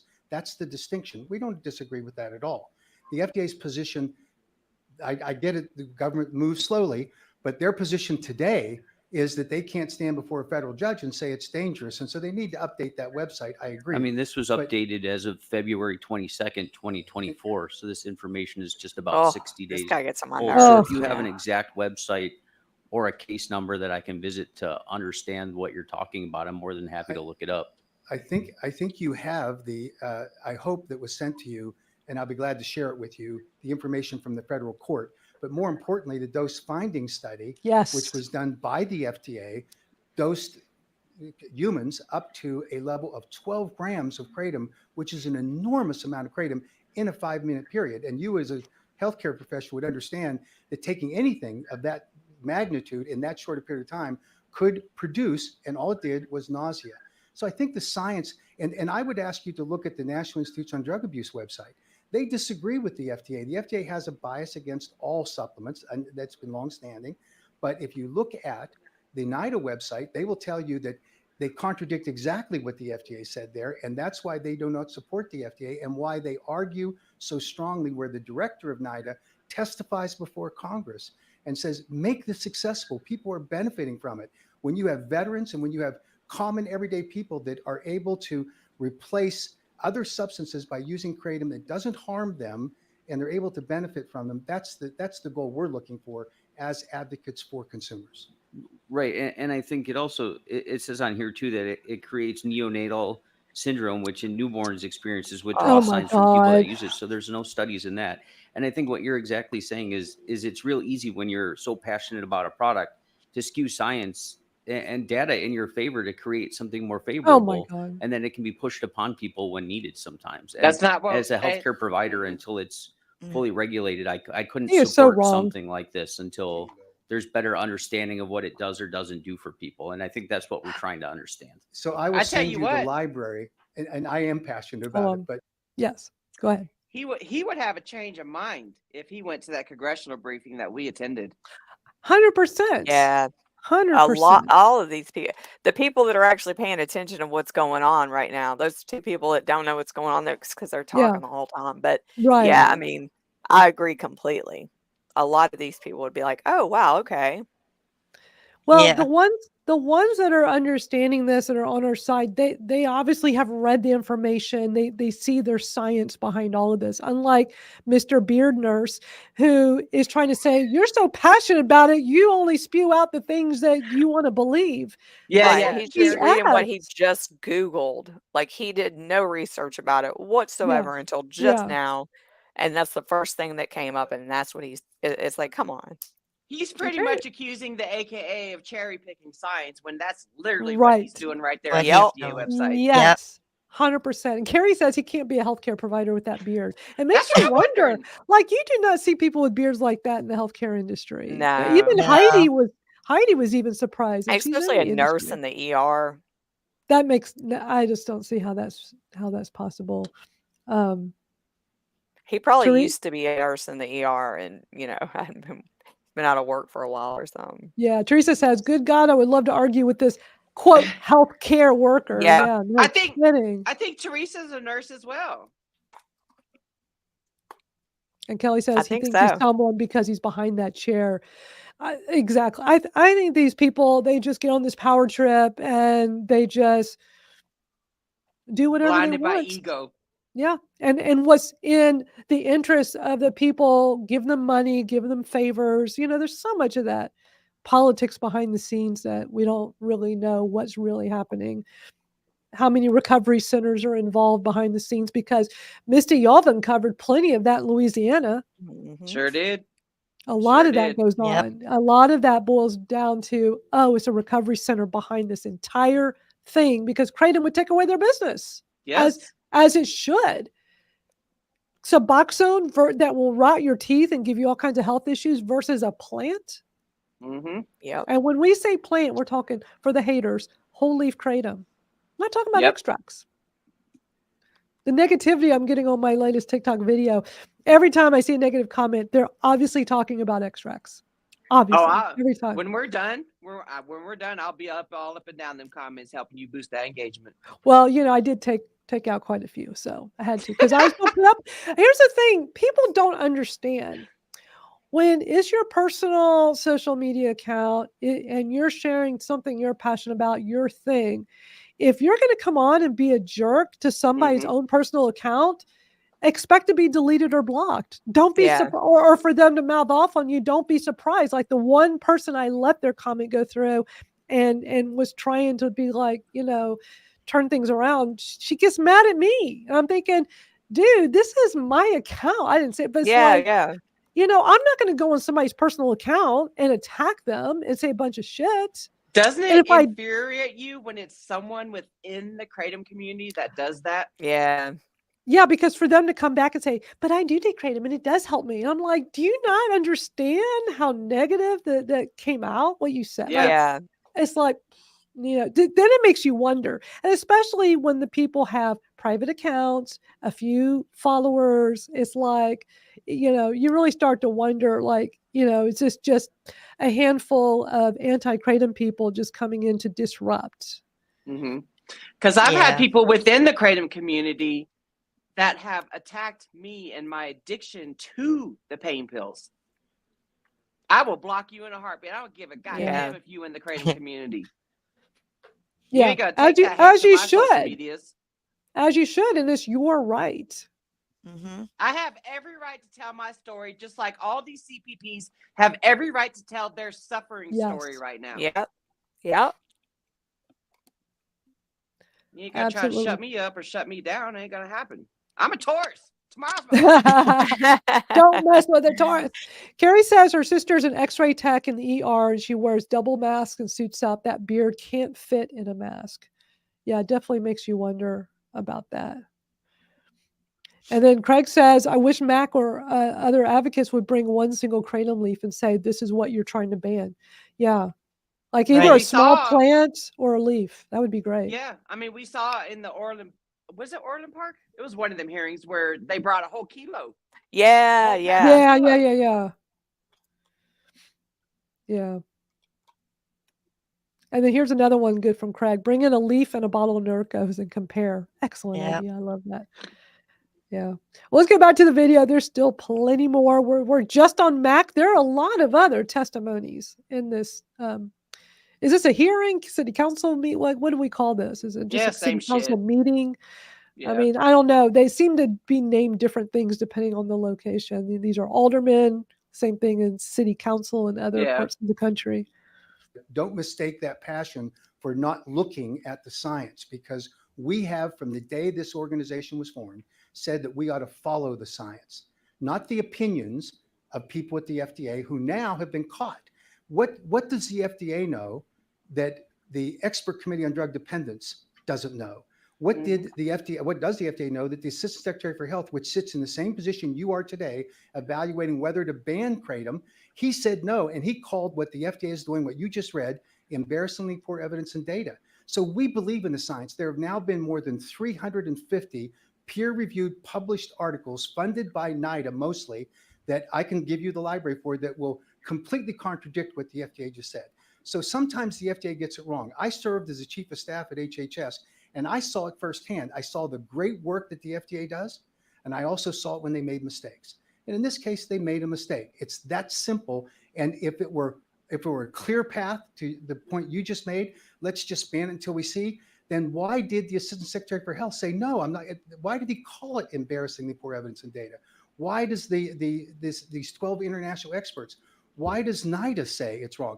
I think that's what you need to look at. And from a health perspective, you want to help people. I know that that's an honorable profession, and I believe that's what you do. We want to help people too, and you help them by making it accessible, and it's not harming anyone if they use it responsibly. And that's where labeling comes in, and that's what these products are, for the most part, labeled correctly, and that's improving dramatically every day. But that's exactly it, for the most part. And that's what we're trying to Oh cut my out, God. is for the most part, and create it so that it is labeled correctly for everyone to get and to KCPA. use properly. Yeah. With That's the respect. question on the Yeah, table. I We're understand. not talking He's about ignorant. banning the use of it. Yeah, We're but talking he's trying about to banning talk the like he's sale of smart. it until the state can figure out a plan to make sure it's in a pure form that's safe for use. I don't think people, even an 18-year-old, like, you can put any age on it you want, right? But any 18-year-old should still not be able to go in and get a gas station dose of this, and then they end up in an ER later on having a heart attack because it was spiked with something from somebody's garage that they cut it with instead. With respect, Oh we my did not ban God. Tylenol when it was adulterated and it killed people. What did we do? We Yep. improved the packaging on it. We took steps. No one said let's ban Tylenol, because Tylenol helps people. And I get your point. But we're not talking about banning the use of the product. We're talking you're about banning banning the the sa- we sale didn't- of it. we didn't ban the sale of Tylenol Tylenol. was the reason that we have better packaging and better identification of ingredients and things like that. So Oh, dude, all I I'm just don't saying like is that until they this dude. decide how to get it in its pure form, labeled correctly for the correct use you want it to be used for, we shouldn't be letting people get it in other places. So Tylenol didn't improve the labeling. The labeling was there. Someone adulterated it with Right. a toxic substance that killed someone. They Cyanide. didn't have to improve the labeling. They just made the packaging tamper-proof. That's all that was done. Nobody talked about banning Tylenol. And I think it's a parallel situation here. I get that the FDA created the controversy around it, which now they're having to account for when they have to come before a federal judge and say, is it dangerous? And they say, we have not yet made that determination. Contradicts what's on their website. I know they should correct that. No, it says on their website here that they don't have enough information. So that's why they're not giving a thumbs up behind it. They're waiting to see what studies show in order to see if it's pure for He's use not or gonna not. That's shut exactly what it up. says. You can go down to a dietary supplement store, and I assume you have one in your community, and you will see there are a total of 5,000 dietary supplements that the FDA has not made a determination as to whether they're safe or not. That's true for every dietary Correct, and I supplement. wouldn't recommend any of those either. Oh honestly, my because God. Oh, we get have out of problems with town. You those know all you the take time. vitamins when you get 80% of sick, Americans brother. buy them usually Yep. for their health and well-being. I understand your point, and you're deeply immersed in this. But if we decide that we're going to tell people they can't buy dietary supplements, which the FDA on their website says don't, then we have stripped them of freedom to make a choice, Right. as long as it's an informed choice. And that's all we ask for. But there's no perfect solution here. You will never get to 100% certainty that a product isn't adulterated. When you consume that product, someone could have intervened and done something to that product. That will always be there. That's the outlier. What we want is, currently as it's marketed, we're not seeing adverse events from pure kratom other than nausea. That's it. There's a survey done of manufacturers that we just completed with more than 10 million doses in the last 2 years, and the only adverse event reported was nausea. So it's not the dangerous product that the FDA characterized it to be, and it's just a step that you don't need to take to solve a problem that doesn't exist currently, other than the bias of the FDA. I appreciate the back and forth. I think I'll get you guys in just a second, but I want to give other members of the public the opportunity to speak if they have public comments. And then once we hear from everybody, we'll circle back to you guys. I apologize. Oh yeah, if you want to talk to, yeah, go ahead, Dick. Chief, I apologize. I made a mistake, and if the clerk Oh, wants to here put we this in the go. minutes, you can.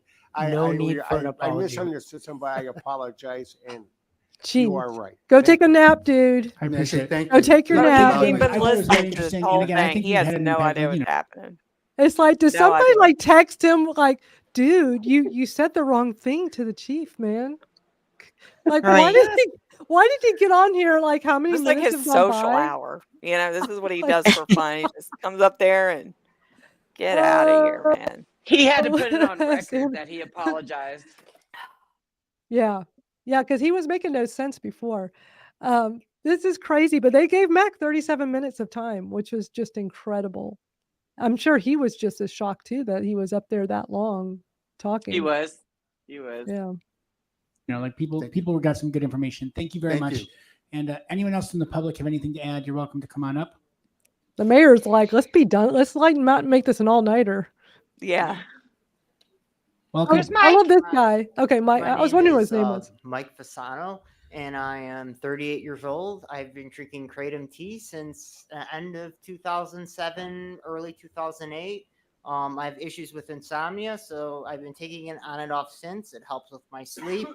I'm healthy. I'm active in Taekwondo, and I dance hip hop, so I have a lot of joint pain. Nice. The Kratom teas actually help with my knee and my joint pains too. I just got blood work done recently, and all my results turned out really well. And See, I thought when I was listening to this on Monday, I'm like, I feel like I learn every time from hearing these testimonies. It's like, that's a good point to bring up. Yeah, I do I know, too. Yeah. I know it's not easy in the moment to think of these things, but like, what a great idea to like bring up the fact that you get, because I always get labs done regularly, 5 Yeah. years, and it's been fine. And they need to hear things like that. So I just really applaud him for making that comment, because that's a really good one.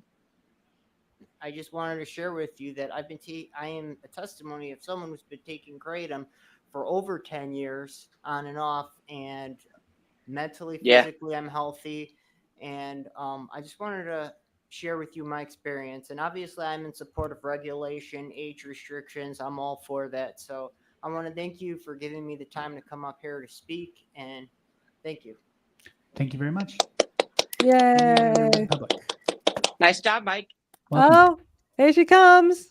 Heidi's mom. And please Oh, state your yeah. name and 90 address. years old. Amazing. Well, my name is Isla Webster, and I am here for the second time. Some of what I'm going to say you've heard before. And some I'm sorry, what city are you from? Pardon me? What city are you from? I'm from Wakanda. Okay. Welcome. Continue. All right. Thank you so much. Well, thank you for the opportunity, of course, of speaking before you again. I have been living with pain for many of my 90 years. I have bilateral lipedema in my lower body, which developed in high school, and it is very painful. I am prone to epicondylitis in both elbows and bursitis in my shoulders. I have a stress fracture at C5 in my spine and a bulging disc at L5. I have a Baker cyst behind my left knee. I am prone to costochondritis. I have been diagnosed with severe diverticulosis, which periodically has led to diverticulitis. It doubles you up in pain. I cannot take anti-inflammatories due to GI bleeding from Motrin years back. I have taken Kratom occasionally for several years when the pain becomes unbearable. It works very well, and I have never had any side effects. My blood work is perfect. as well as my heart. It helps me to return to my daily exercise program and to complete at least 5,000 steps a day without suffering. I hope you will not dismiss this as, well, she's 90, so what do you expect? I am the youngest of 10 children. My older siblings lived well into their 80s, 90s, and 100s. My father lived to be 99. My only living sister now is 93. So genetics predict that I could live to be 100, and I am doing everything that I can to make that happen. Kratom is a part of the plan for healthy living to 100 and behind. Please do not ban access to Kratom for all of those who use it for their health and well-being. And I thank you for the opportunity to speak. That was so Thank you. good. Alderman Saban and Alderman That was Lozano. How amazing. did you get introduced to Kragan? Pardon me? How did you get introduced to Kragan? Kragan. To Kratom? How did you, I mean, you started I mean, Wait a minute. Wait a minute. This is a decision maker, and he twice just said Kragan. He's not listening to anything Needs a going nap. on, The dude. dude needs a nap. This is past his bed. This was Monday night. This was nighttime. He was up too late, Cramped it. apparently. Oh my God. Did you hear if your through my doctor? daughter, Oh, through your daughter? daughters. Okay. Alderman Lezakowski. So once again, I'm going to go back to the same comment before. We're not scientists up here. There's 3 municipalities in the state of Illinois that are banning this. We're going to jump on a bandwagon to ban something, to control something that the rest of the state of Illinois has not banned. That's one thing. Mm-hmm. 2, there's more municipalities that are trying to ban gas leaf blowers than we're trying to ban this Kratom in the state of Illinois. Wow. Thanks. And Alderman Lezakowski, just for context, the 3 I love that guy. The Yeah. council told me are Antioch, Orland Park, and Highland Park. Those are the 3 municipalities. Well, Sure. may Alderman I Smith. say something? My Hang daughters on are one both- moment. Alderman Smith, go ahead. Thanks, Mayor. You're from Wakanda, and I appreciate you coming here. Are you working with any of the agencies that are behind Kratom, or She's asking a 90-year-old woman who came here on her own to speak, thinking somebody paid her to be there. Yes. Yep. Can you believe that? It's shocking to me. Between her and that other guy, Well, man, it's Yeah. just because you're coming all the way from Wakanda, and I was just Because curious it how helps you knew her, this lady. place was, Because it's that good. Well, It my works that daughters are well. both healthcare nurses. One is a nurse practitioner with a doctorate, and the other one is an RN. They research everything, and that's why I take their advice. They advised me to take Kratom. I don't take it all the time. I take it when I really, really need it. I'm responsible with it. And that's really how I No, but what my question was is you're from Wakanda and you're here in Des Plaines, and how you're aware that this was even coming up. that, Because she's an um, advocate. we She were pays attention. discussing Kratom, banning it, Jeez. or keeping it. my They're thinking you daughters weren't supposed to know were about aware of this. it. Right. It's like, do they like enjoy keeping these? Like, they don't want the public to know that they're having yeah. these meetings. Why I are mean, you is that what coming she? over Is that what here? she implying? Pretty How did you much. know? How did you Exactly. know we're having this session talking about Kratom Yeah. and coming all this way? It's like, do you remember how far that drive when Heidi mentioned it last time? It was like 40 minutes, didn't she 40, say? 40, 45. That's not that long. That's I mean, I not could see if it no. was like That's 3 hours away, but it's where like, I live. That'd be like you're still in the city. Still, you're still in the yeah, or you're in a yeah. suburb. Like, you know, when you're in a big Right. city, that's nothing. And that's a big Chicago and the surround. I mean, that would be no different than here in Houston. Actually, Chicago, I think, is number 3. We're number 4. So it would be like me driving to the north side of Houston. I would still be in Houston driving 40 minutes, like to come speak. That She didn't even pay attention that Mac is from the American Kratom Association, which means that they're the ones who puts out these bolos. They Right. got us advocates that help on the side or behind the scenes Somebody, to yeah, alert them. somebody probably mentioned that to that lady, that clueless lady, and so she's just bringing it up. I don't see her coming up with that question all on her own. yeah, that is just crazy. Yes, I live part-time in Wisconsin and part-time in Illinois. We travel from Wisconsin. Here comes Heidi. Once a week to Illinois so that we can take Kratom. I hope you don't mind if we come up with her to try Sure. and clarify this. Sure. And I'm sorry that I kind of chuckled because it's hard to believe. A lot of people mistake my mother for like a healthcare administrator or something like that. She's going to be 91 in July. No, I don't mean that. I mean that if one of the agencies or the company has No, we're not affiliated with any company. If that's what you're asking. The reason that we came and heard about the ban, I think there was a ban in Antioch, and Antioch is a place that we drive through very frequently, and having that ban really is inconvenient. I actually have stopped going to Antioch because there's no access anymore. So when you start to see different municipalities, although there's only 3, it's very concerning because it does limit access. I'm not only concerned with the 3 of us, but also when you see what happens when people take Kratom, especially for trying to stay off of opioids and also for pain conditions, you understand how important it is to save people. So by banning it, you have to think of the unintended consequences of people not having access to it and choosing other substances over that. And I can go into more detail, but I just wanted to come up because this is my mother and I'm here to support her. That's I'm sorry. Yeah. We live together in Wakanda, but we spend a lot of time, shopping and enjoying life. Spending our money here, bro. Yeah.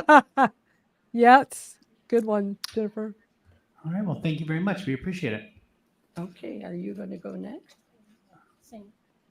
You know how he was talking about that's not much tax revenue. It is because she'd be going Christmas shopping in some of these places and stuff. is Yeah. what he was saying. And that's true, dude. You go and you spend money. Why would you go there anymore if you can't even buy what It's- you need? It's Yeah. not just Exactly. the tax revenue for the Kratom; it's the tax Yep. revenue for Right. everything else. Like Yeah. gas.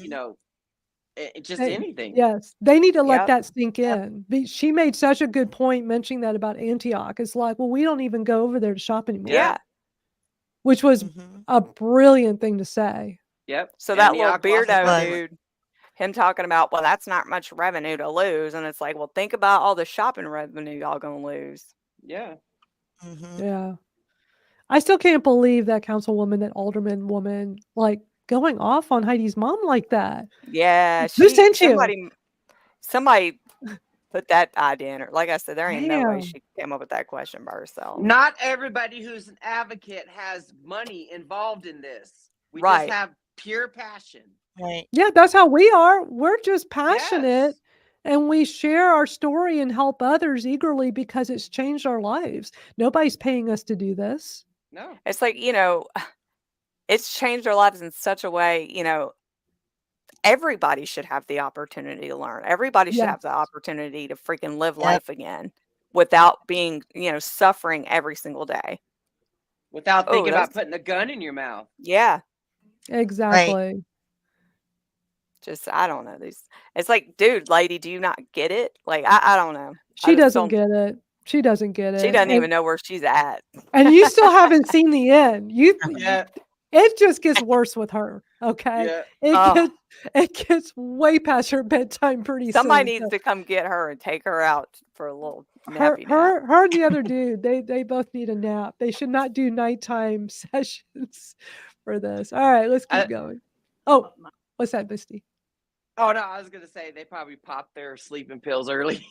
They're like, we're going to be Right. done so quick. Let's just Yeah. take They it need now. some kratom tea. There you go. Exactly. Exactly. This is my sister, so I'm going to go sit down. Sure. Oh, okay. Hello, thank you for letting me address you again. My name is Cindy Labai. I am from Wakanda.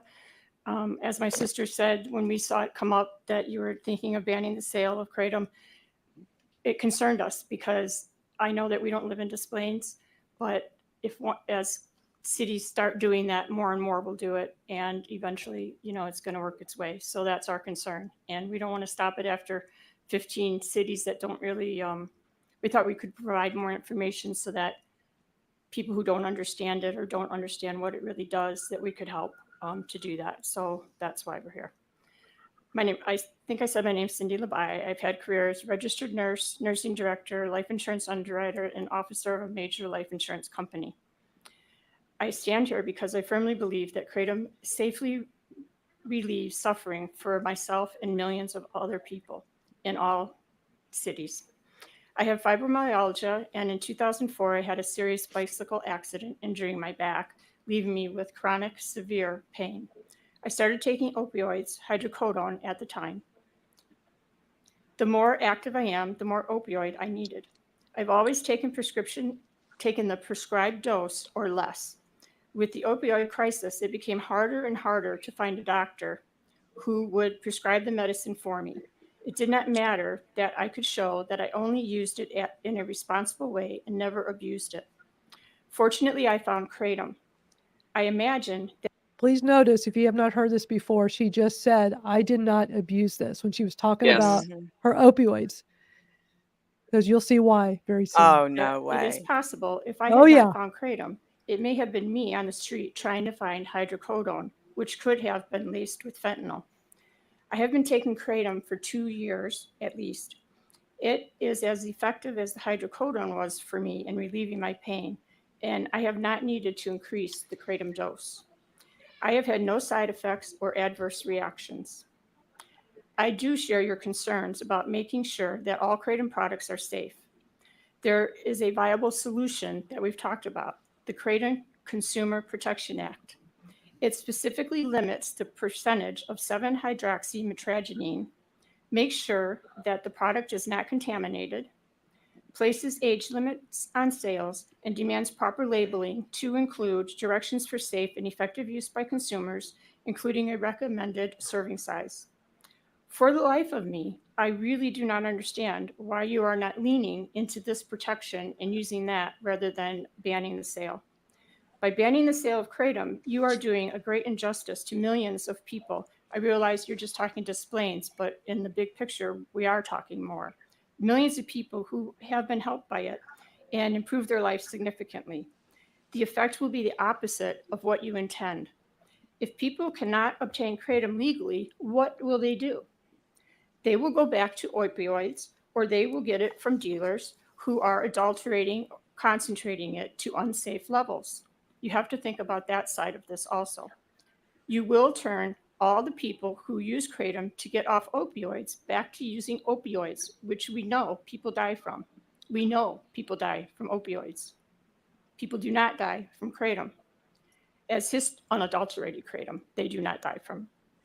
As history shows us, prohibition drives up costs, leading many to resort to criminal activities to pay for it. There will be more crime in Des Plaines because people will be trying to obtain opioids again, and there will be more crime. It does not make any sense to ban the sale of kratom when the Kratom Consumer Protection Act addresses the concerns. Rather than an outright sales ban, I implore you to delve into the details and grasp the full scope of the issue. Please use the Consumer Protection Act, Kratom Consumer Protection Act, as a template for a new ordinance that is balanced in approach. Outright banning the sale of kratom when a more balanced solution is available would be a slap in the face for millions who take kratom responsibly to address their pain and allow them to lead productive, healthy lives. And thank you very much. I just wanted to say one thing. We were talking about the dose experiment that they did, and they went up to 12 grams in a 5-minute period. I just want to tell you for an example, because you want to know what people take. I take 2 grams for a serving. And I was on 7.5 milligrams of opioid, and I take 2 grams. The study showed up to 12 grams, and all they did was get nauseated. So I think there's a really huge safety level between like the 2 grams that a normal person might take and 12 grams that they push these people to. Thank you very much. Her dose is less than a teaspoon, just under a teaspoon. Yeah. 12 grams. I do 2 teaspoons, which is close to 5 grams. So that would be more than double. Mm-hmm. It's such a huge, I'm so glad she brought up that point too. But what a great testimony from Cindy. Yes. Wasn't it good? But you just wait till you hear what that one councilwoman says. Yeah. Oh my God. I remember what I was doing. I had a bag of groceries I was pulling out of my trunk, and I was like, yeah, I was pissed as you'll see. You'll see. I was so, if somebody had said to me what she said to her, oh my God, I would have lost it. Do you have any questions? Alderman Smith. Just one more question. Okay, Here it comes. You said you were on opiates for a few years or however long. Yeah, 15 at And- least. Okay. And most people end up not taking the prescribed dose that they're supposed to. But you still had to have some kind of addiction withdrawal from. I did not, because when I So she thinks that when we're in pain management, taking our opioids that are prescribed, that we don't take what's the amount that's like, she thinks everybody's addicted and takes more. And Yep. She's not I wouldn't be differentiating. surprised if she's popping them. Right. Right. I She's really not- would not. She's not differentiating between the difference between dependency and addiction. Exactly. Yeah. And she's pretty much saying that Heidi's sister is an addict just because she was in pain management. Yeah. And Right. that's the only reason. Yeah, it's so disrespectful. And there'll they come a act time like- where that. Oh, go ahead, Venus. They act like if the pharmacy doesn't have your prescription and then you get sick because they don't have your prescription, that you're an addict because you're getting sick, Yeah. not because the Wow. pharmacy didn't have your prescription, you know? You take something for a long period of time, you're going to experience withdrawals. The 100%. severity, Yeah. the severity of Dependency. the withdrawals depends on the dosage. And like for me, I abused them, so my withdrawals were like hell. But But it's I like, just don't- that's just, it's such an off guard question. It's like, It's inappropriate. no, Yeah. it's very, yeah. Highly And I almost inappropriate. would be like, lady, I mean, I was just losing my shit when I heard her say. I was like, "What the hell?" Well, but Cindy did a good job responding. mm-hmm.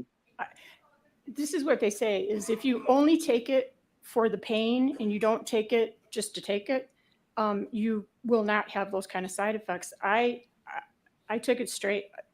I can't say all the time. I mean, there's times when I missed it for the weekend, if I didn't have it, if I went on a trip, and I was in a lot of pain, and I might have taken Advil during that weekend to help with it a little bit, but no, I haven't had that kind of problem. I've been very responsible when I don't have as much pain. I could go up to 4 a day, 4 she tablets shouldn't even a day. have to, and I it's didn't like, need I it. know, I I might know. only take 2. I It's might only crazy. take 1.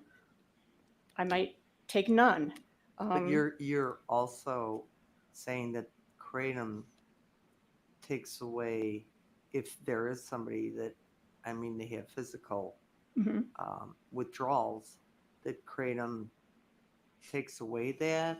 Well, Or- Kratom will, instead of having the opioid, they can switch to Kratom, and then they don't have the pain. And Kratom has much less withdrawal symptoms than an opioid would. So they could transition from opioid to Kratom, which has, which These is are taking care of people their with pain. Physical problems, not that are looking. I don't think that lady knows Right. what in the Right. hell is Did going she on. understand that Cindy is a medical professional? Did she not Right. take I don't that think she part understands before? what Cindy sat there and said this whole time. She's just I like know. in la la freaking land, man. Yeah. Well, again, it's past her bedtime. That's why it Yeah. just gets more and more off the wall. And believe me, that woman's not done with her off the wall stuff. You just wait. Oh, Thank you very much, Cindy Alden. did a great job. All right. So, any other members of the public Thank you. have anything to add? Welcome. Heidi, so she's letting everybody go Please before state your her. name She's so and sweet. city. Hello. I found my name is Misty Friedel, and I'm new to Illinois. You'll There's notice Shayna. my accent. Oh, from there West she is. Virginia. So I live in Rock Falls, and I heard about this hearing. And first, I want to introduce Shayna. Shayna was arrested for kratom in a town in Alabama, and she's out on bond, facing 10 to life for a $30 bag of kratom that she was using as a harm reduction tool. And I used to be addicted to opioids real bad. I did the math recently, and I was addicted to drugs for like 13 years of my life. Yes, sir. I apologize. I'm really nervous also. But kratom has helped me. Not only they do help with, it does help with withdrawals. It helped me with withdrawals. It helped it. I don't crave opiate. I don't feel that I need to do drugs anymore with taking kratom, and I don't take a lot of kratom. I get nervous and start stumbling. Say something. Okay, so my name is Misty, and she's staying with me here in Illinois. I'm nervous too. So I ended 13 years in the criminal justice system about this time last year. I left a hearing at the West Virginia Senate hearing right before the West Virginia passed the Kratom Consumer Protection Act. Coincidentally, it happened like the same week I was able to get my paper signed to end my probation. I was on probation 13 years. I spent over a decade in pain management. And I know when you hear West Virginia, you're probably thinking one of those places, but no. I went to the Cleveland Clinic. I went to a legitimate pain management facility, seeing the best doctors allopathic healthcare can provide. We owned a franchise, Subway franchises, gas station, convenience stores, and I had 3 small children and diagnosed with fibromyalgia and was put on OxyContin. And that drug was a nightmare. Every few hours, I felt the withdrawal come back, and I'd have to take another pill. Every few hours, another pill. Every few hours. So I would rotate between fentanyl and OxyContin for years. My marriage fell apart. Our businesses, I wasn't able to take care of our businesses, and inevitably led to divorce. And I found myself owing, $1,300 to a pain clinic a few hours from home, and they just cut me off of my medicine because I owed money. Hindsight, looking back now, I think of a million ways I could have done it, but I found myself in active addiction, drug seeking on the street because I had 3 children that I was homeschooling. I had lived a very sheltered life in West Virginia. I mean, what do you do when you put someone on these pharmaceuticals and then doctors just, take them away? And I know lots of people struggle to find, help managing their chronic pain. Coal miners throughout West Virginia, 80 years old, never history of any kind of drug use or attention, drug-seeking activity. But you just can't get adequate health care in a lot of places anymore because of the opioid epidemic. That being said, I have found myself here in Illinois, and I've bought a Baptist church, and I'm turning it into a women's center. And I've got my first greenhouse, so it is my dream to grow flowers and help women like Shayna who haven't had a chance throughout the Appalachian region. We have so many resources here in Illinois. I love the resources and the things that you all pass and make available to people like us. And I know that you're trying to protect people like us by not having adulterated products on these shelves. But I'm here to tell you that the labeling that is there now, had those things not been available, Shayna wouldn't be alive. She wouldn't be facing 10 to life either, but she would be dead because she could have called the drug dealer. Instead, she decided to drink some leaves from a tree from Southeast Asia that a lot of the Vietnam veterans found during the war to help them with their pain. I mean, these plants are calling us back. God is calling us back to nature.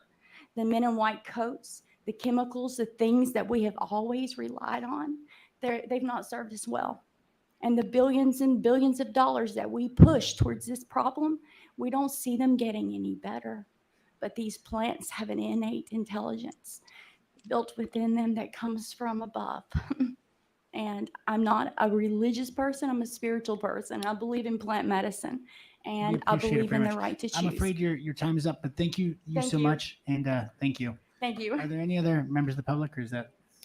Hello. Hello, my name is Jim Sarek. I'm from Lyle. I'll keep this brief. I think everybody Hey, Jim. has said enough here. So you might hear Kratom is gas station heroin, but that's not fair to the millions of people that consume it. It's sold in convenience stores. Yes, that's true. There's big neon lights and signs, but it's also sold in health stores where it's promoted as a wellness product. I urge the board to consider the scientific data from the National Institute of Drug Abuse rather than relying on biased stories in the news that you might be hearing. I hope you all could wait until the Kratom Consumer Protection Act has passed Illinois before making another decision. Thank you for your time. Thank you very much. Alden said. You know, I'm listening to all this here, and I'm trying to. We represent Des Plaines, sure, and the people here, and what they want. So you're saying to me that if this thing is passed, I can go to a 7-Eleven and buy Kratom, and the guy behind the counter is not trained. Kratom. Have no experience on the drug or nothing. What I have to do is He needs a nap. before I get there, I have to know how much I should take. I mean, I would do research and all that and make sure that I am taking the right amount of dosage because I do not have Correct, a Sam. professional person to tell me and help me if I was going to go that route. Am I correct? No, sir. No. Okay, good. You could on the bottles and labels, there's instructions on how to use the products. Oh, so the bottle has the proper layers of dosage. Is he a and all that vendor? stuff by Here by we go again. Ages of 91 or 70 or something like that. It's going to tell me all that information. I mean, it'll just like I'm a asking normal that's the- supplement. Jeez, that's the bro. question. It's going to have that on there. It'll tell you like a normal Tylenol supplement, how don't much have you no should be able to age take. So it's not thing there, so besides depending 12 on and your under. On your That's what I'm age, trying well, to- it'll say 21 or over, 18 or over, based on the It will say that. yes, Oh based my on the God. Kratom Yes. Consumer Protection Act, it'll have to specify these. This dude's like, bro, are you really asking me these questions? And right, one more thing. So don't, on that, and if you're over 21 or 35, it doesn't say what about the condition of you. or You what- say Oh, 35. there's a Yeah, supplement. hopefully that's the thing that she's saying you- is going to revolve. Dude. Resolve it. There should be no medical claims on the products. Great answer. Thank you. Thank you very much for your time. That's what Mac was referring to as structure function claims. Vendors aren't allowed to make My medical name is health John claims on there. Barnett. and Yeah. I'm from Arlington Heights, and I wasn't really thinking about speaking today, but I just wanted to listen, but I thought I needed to speak about this. I've been taking Kratom for about 10 years now, and I've taken it for a major depressive disorder that I have. And I've bought it from all these shops that are in Des Plaines and Arlington Heights and different places. And as far as adulterated products are concerned, the furthest I ever got was maybe nausea from something, but never like you got to go to the hospital, you're dying or anything like that. But more importantly, I wanted to say what it did for my brother, because I introduced my brother to Kratom. My brother was a very serious alcoholic. He was drinking about a fifth of Jägermeister every day, along with probably 12 beers every day. And he was dying, and he was in bad shape. And his blood levels were off the charts. And his doctor told him if you didn't stop drinking, you'd be dead. And he's got 2 kids by his first wife, and he's with his second wife now, and he's got 2 children, and they're young. He's got one child who is going to be 2 years old, and he's got a 7-year-old girl. And I was really afraid that I was going to lose him. And he cried out to me, and he said, "John, I cannot stop drinking." He said, "I cannot stop. Please help me." And I actually went to his house, and I made him a dose of Kratom. I literally took the hot water, and I mixed it, and I made him the tea. And I said, "Mike, I want you to take this." And he took it, and he drank it. And since that's been about almost 2 years now, and he hasn't had a drop of alcohol since. And I just Great story. say that I give Yeah. Kratom the credit for that. It really saved his life, and it saved his children, and it kept things going for him. So I just wanted to say that, and it was just an immense help for me, for my disorder, and I've been taking it for 10 years, and I get blood work every year, and I've always been fine. I've never had any bad blood or anything. My brother, on the other hand, when he was an alcoholic, his leukocytes were 700% higher than, I don't know if I said that or if I'm repeating myself. I'm a little nervous. I'm sorry. Like I said, I didn't even. He's doing intend on great. speaking today. He is. But he would have been dead. And because of the Kratom and the effects that it has a calming effect to you. And it doesn't leave you drunken or in any kind of drunken state or anything. It just leaves you in a calm, kind of like a peaceful state of mind. And I just wanted to say that. So it Thank you very really much. helped him. I'm glad he brought up, about his brother using it to beat alcoholism, because you Yeah. don't hear that enough. And you would think that would be incredibly eye-opening to this council, because that is such a problem in the whole Yeah. country. Oh, Right. yeah. Because alcoholism. you would think that they would have brought something up like that, because alcohol, you got to be 21 years and older to purchase. It's regulated. Right. And one of the positive side effects of Kratom is you don't. I can't stand the smell or taste of alcohol. Yep. I was You drinking know? every day for probably, I don't know, 5 years straight. I mean, it was bad. 3 days after taking Kratom, I realized I didn't even crave it. I was just drinking it out of habit. And the comments that I see, sorry, I didn't mean to cut you off, but the comments that I see a lot on Claudia's videos are people saying that because they can't get adequate pain care, they're drinking for their pain. Yes. Right. Yep. And it just makes everything so much worse in your life Yeah. doing that. That was my that was my excuse. I mean, it was the reason why I started drinking every day. But yeah, I mean, it's legal. To numb the pain. Right. Exactly. To numb the pain, to get out of your head for just a Yeah. little while, because it sucks so bad dealing with chronic pain constantly. You just want to get out. You know what I mean? You just want to get out. Yep. So yeah, I Yeah. think more people should talk about that. Yeah, definitely. When I lost access to my meds and freaking out, trying to figure out what I should do, I mean, I was like, okay, let me ramp up the other things. Let's try more alcohol. Let's try the weed. None of it helped me. It did not help Yeah. my pain at all. It's like, okay, it's either going to be getting drugs on the black market, the same pills I take, but, through a drug dealer, which is, they disguise it as fentanyl. I mean, I remember right when I was looking into all that, right before I discovered Kratom, on the local news, big, huge drug bust. And it was exactly what my Percocets look like on the streets, identical, but it was fentanyl. And a And lot that's of my, scary. yeah, I Scary. found Kratom before the illicit fentanyl boom happened. It might have was already happening, but I was too trapped in my active addiction to even notice. But a lot of my drug dealers, their main clients, I don't know if that's the right word, but were older people that would go to their doctors and they would just Right. buy the actual full bottle script from them. Which would be the ideal scenario, but I didn't know anybody in that situation, so, no, I was seriously, like, looking for a drug dealer. Isn't that terrible? Like, that losing access to pain management, like, do they not are these doctors and medical professionals are not aware of what your patients are gonna do next? They don't care. They I don't don't Right, care. what we They have to don't do, care. Yeah, I Yeah. mean, that's what our we have to life. do I to mean, survive.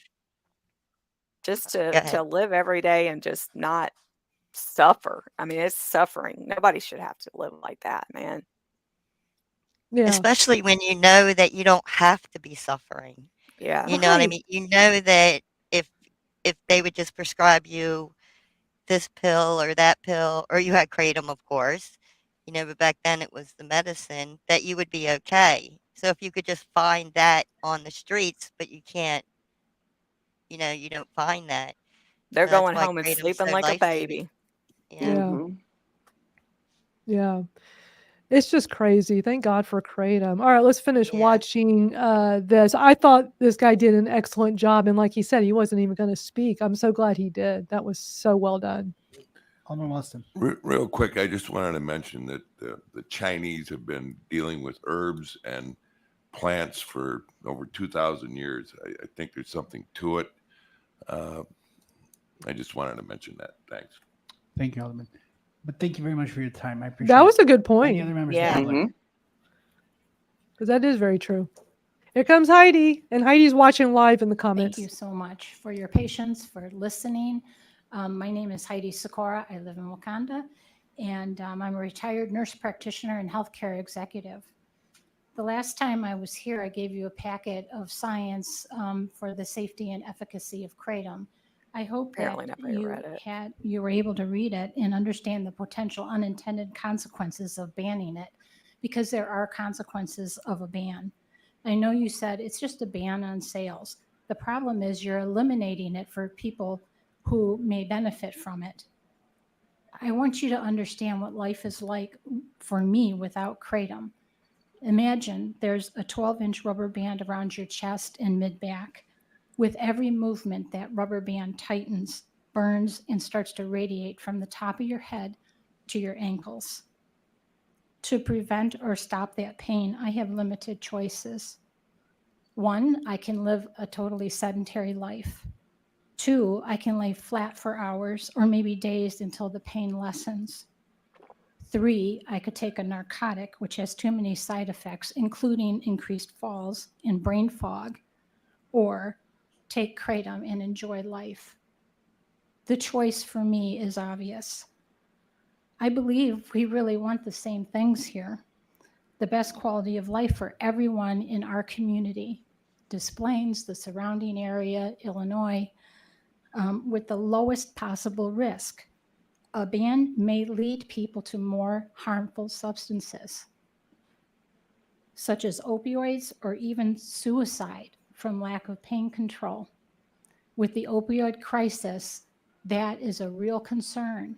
It is very difficult to get prescribed opioids for people with chronic severe pain. A balanced approach to public health considers both risks and benefits to protect the health without causing additional harm. We have provided a template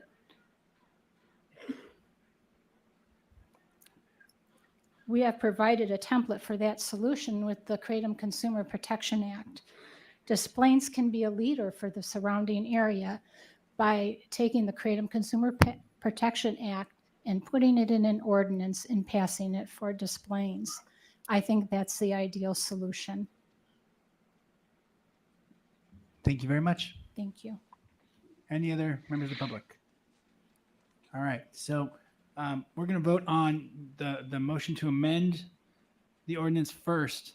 And again, Alderman Walston's motion was to amend. Here, hold on. The craziness is about to start. To amend ordinance M-8-24, amending Title 5 of the City Code to prohibit the sale of illicit THC products, and then to remove all reference to kratom. Correct? Yeah. So let's do a roll call on the motion to amend. Ostrowko, No. Zed, Walston, Aye. Smith,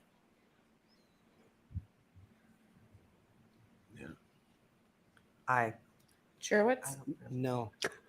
Lizakowski, Aye. Moylan. No. She says, I don't even know. She voted and then She says, I don't even know what the hell's going on.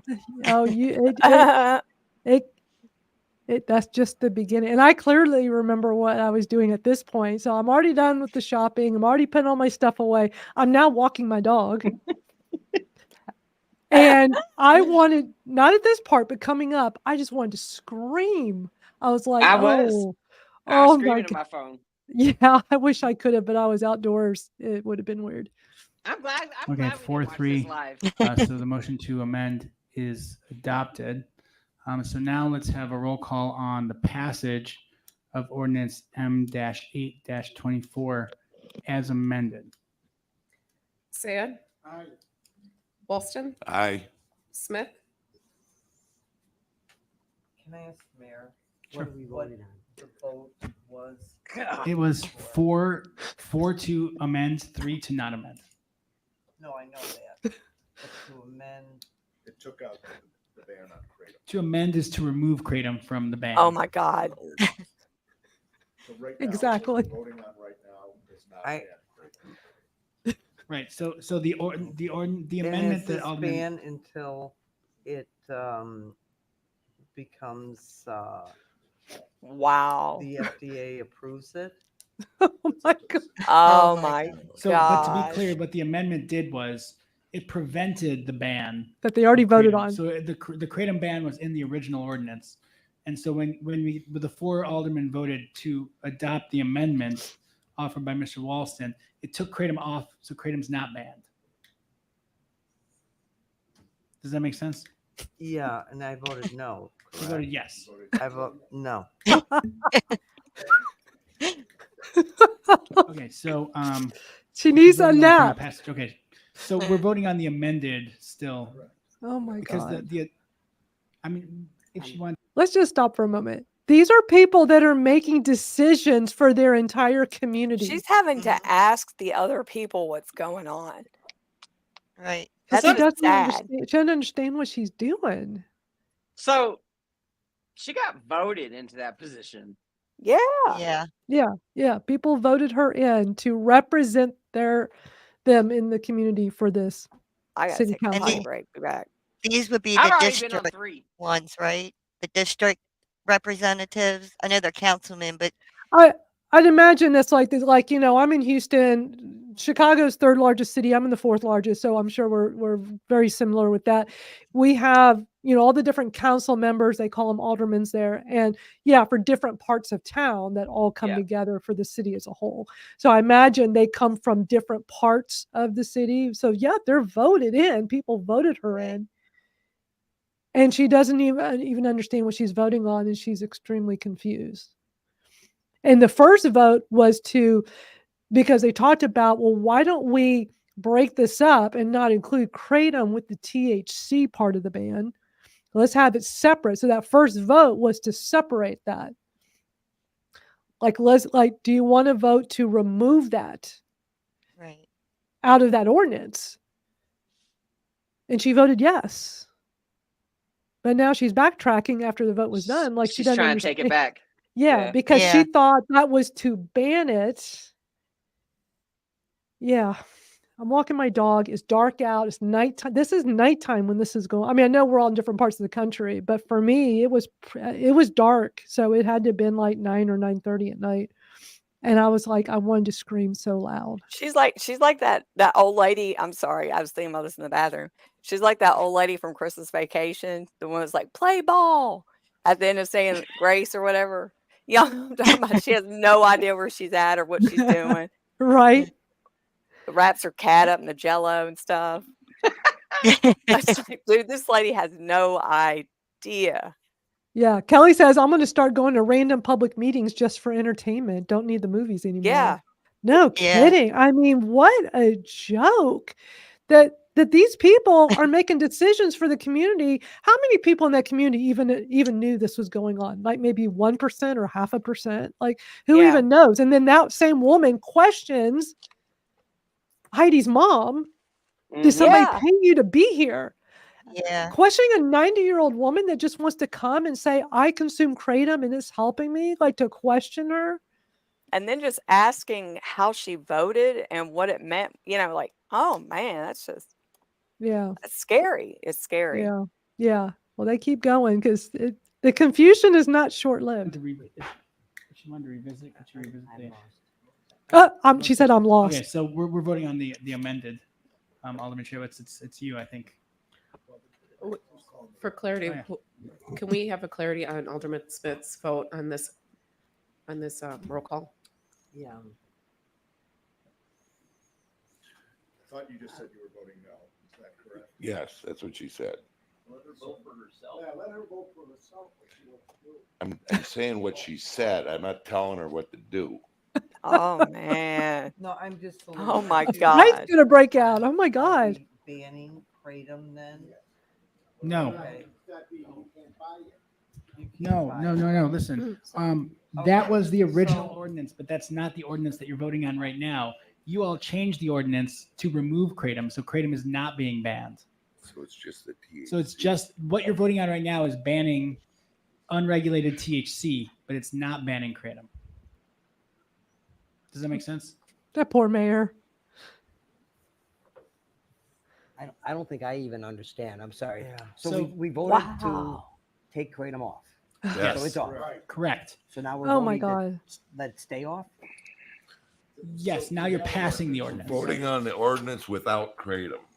Oh. M824 I would Which hate for him to yell at me. covers the THC Yeah. component of the ordinance. So what you did, the first vote was to change the ordinance. The second vote is to pass the ordinance. Right. Okay. Right. So you voted for it to change it. Now So we're voting for the changed ordinance. Kelly says, "Oh my God, I need a Tums." Okay. All right. How do you vote? I vote no. No, wait a minute, hold on. Madam Clerk, could you read? She doesn't understand what she's voting. Until the clerk calls your name. And Madam Clerk, could you read where we're at? We're currently we had Alderman Smith vote aye, we had Alderman Walston vote aye, and I don't have clarity on Alderman Smith. That's where we're at this point. While I was watching this, even I was lost. The only two Yeah. people that you have voted Yeah. now, Alderman Walston and Say. Correct. She meant to say it. Vote, She said so. okay, voted aye. Correct. Correct. So now it's Alderman Smith's vote. She doesn't know what she's voting for.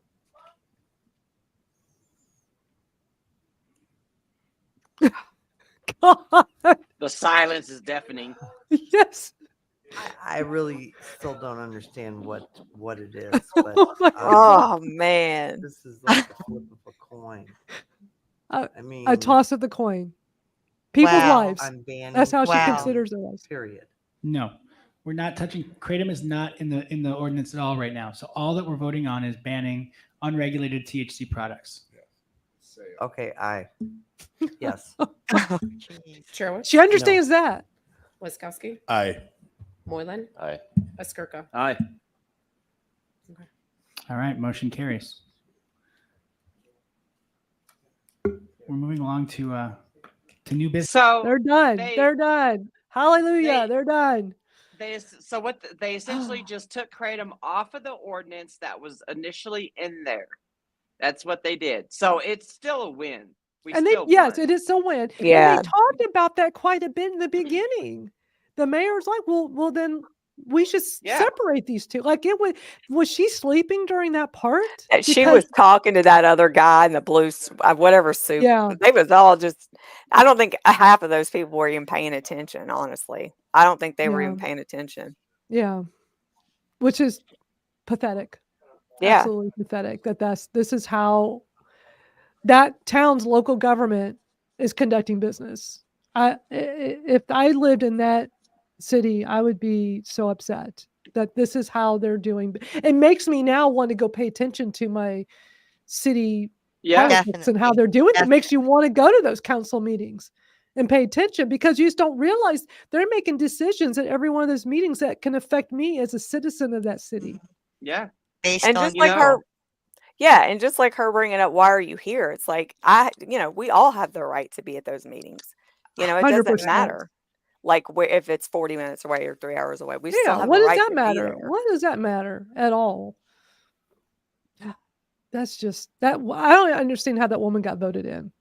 I wonder how many other meetings have happened like that, just like that. Yeah. Yeah. There's no talent. And Illinois, y'all are on the chopping block. You Illinois advocates need to pay attention. Yeah. Exactly. Kelly says, "Can we do do you know how stupid your council is campaign?" No I'll kidding. start. No kidding. Yeah, Venus is definitely going through it in her town. Wow. That is and that is the third largest city in a suburb of the third largest city in the country. I mean, we're not talking, while it may be a suburban, so it's smaller. Where I live, the big city, we have all kinds of smaller suburbs all around. Yeah. But it's very much big city living and big city politics. So Yeah. that is incredibly scary. That's how they conduct it. That poor mayor. The mayor was like the only one that knew what was going on. And on Dude, can you? board. I'll be gritting my teeth. Like, are you kidding me? But they probably deal with that lady all the time, not knowing Oh, I'm what's going on. sure. You know what I mean? She They're gets probably that ready for her confused. little thing to end, man. Damn, that was insane. I know. Wasn't that just crazy? Yeah. And how long we just watched, we've been going for 2 hours and 45 minutes. That whole segment of Des Plaines was an hour and 15 minutes long. That whole thing. And I knew we would be stopping a lot to discuss. Mm-hmm. That's just crazy. And thank you to all the people here live. We got 70 people watching live with us all across social media. Appreciate that. And we're not done because we got Misty's birthday tomorrow. We're going to do a little celebration. I just knew it would take us hours to go through Des Plaines. And we appreciate Heidi Sikora being here earlier. If you got here late, she was here in the first half because she was there in the council meeting and she gave us some great insights to be in there. Behind the scenes. Yeah. Wasn't it great hearing her behind the scenes, especially when we watched her segment in the beginning? I know we played the whole thing and we just saw it again, but when we started early on, we started with her segment first because we knew she couldn't stay for the whole thing. And when she did that long pause, we stopped and we asked her, like, why did you pause? And we couldn't hear it, but she said some of those council members were talking and not paying attention. Not paying Laughing. attention. She said it was laughing. Laughing. God, I mean, I thought what she did was so perfect. What better way to get their attention than to stop talking and just stare them down until you do get their attention. I thought that was brilliant. Well, like she And said, I it love how worked. all three of them can go together, when you get them, and then Heidi got them at the end, Yeah. get any information. It was they so missed. well done.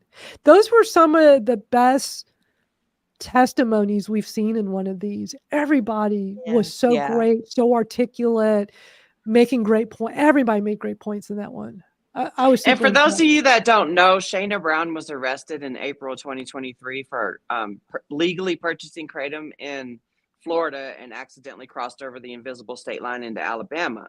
She had 250 grams of kratom on her. When she got put in jail, her bond was $1 million. $1 million. So she sat in jail for 7, 8, 9 months. Quite a while. She sat in jail from April till December. The kratom community came together. We have a GoFundMe for her. We were able to hire her an attorney and then get her out on bond in December of 2023. So that's why Shayna is out on bond. And it got lowered eventually. It took quite a while. It was $1 million and it came down to what after 250 and then.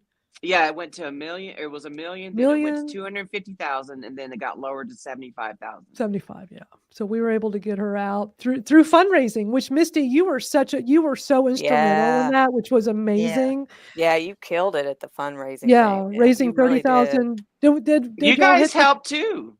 Did y'all hit the 30,000? Did y'all hit the? No, we haven't. Still close. I don't even know. I think it's 25,000 or 26,000 that's in there, but you got to We deduct still- 15,000 and you got to deduct 7,500 from that. Yeah. So her case is still ongoing.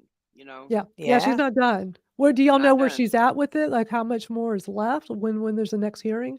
We don't know anything. There's Okay. nothing up to date yet, so we don't know. So it could get dismissed. There could be a trial, right? Is that what I guess waiting to Yep. figure which way they go.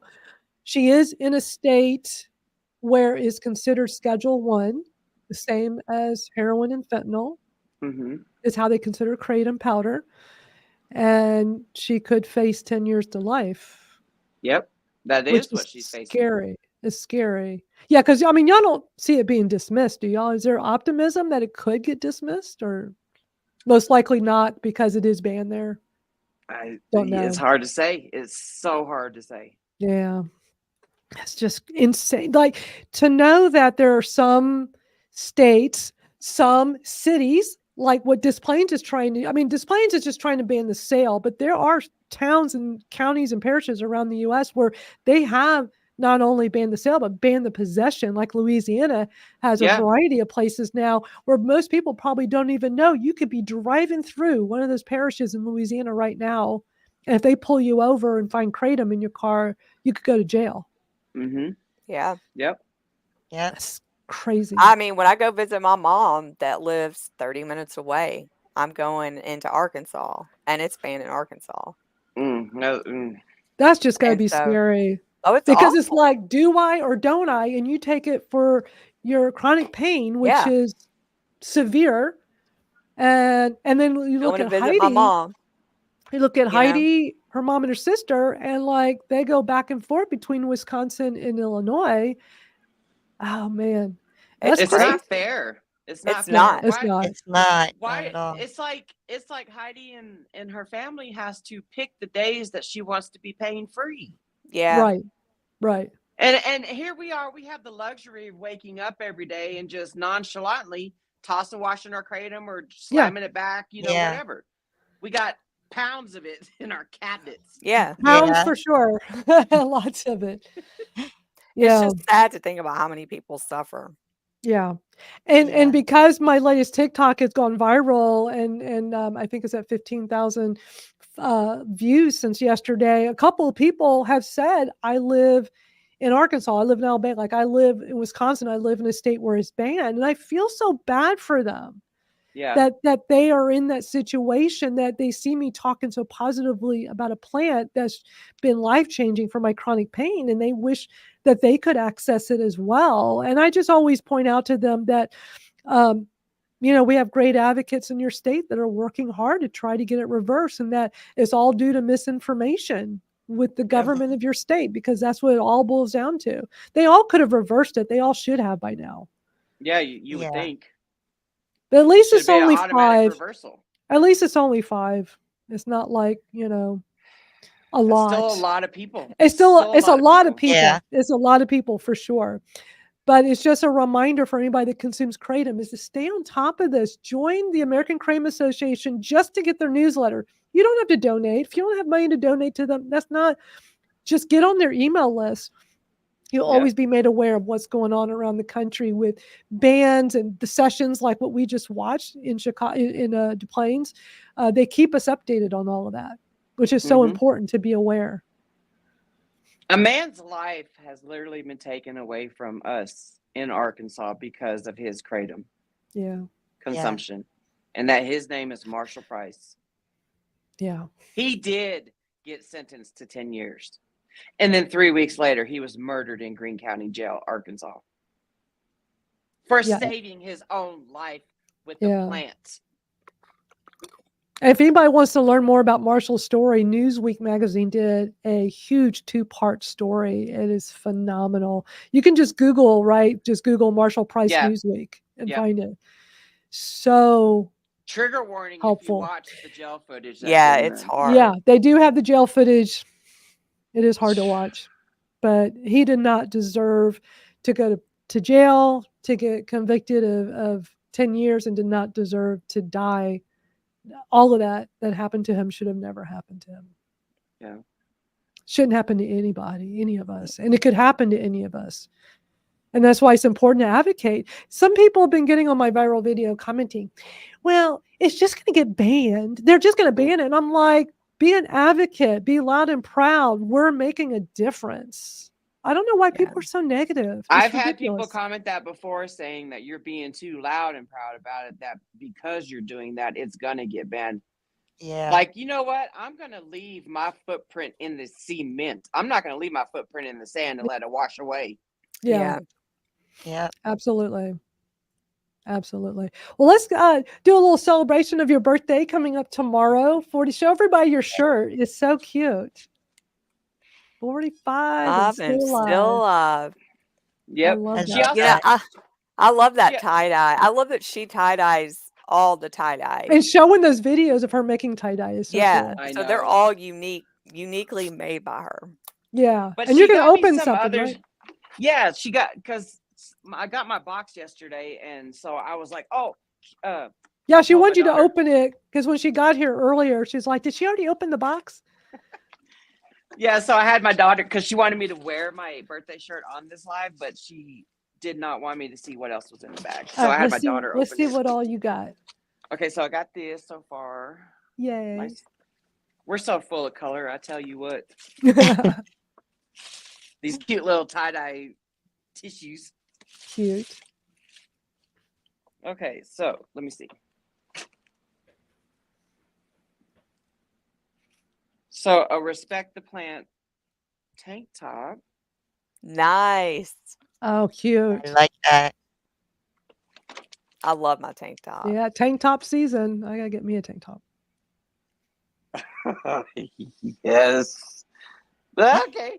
Okay. Oh, I love that. I love that.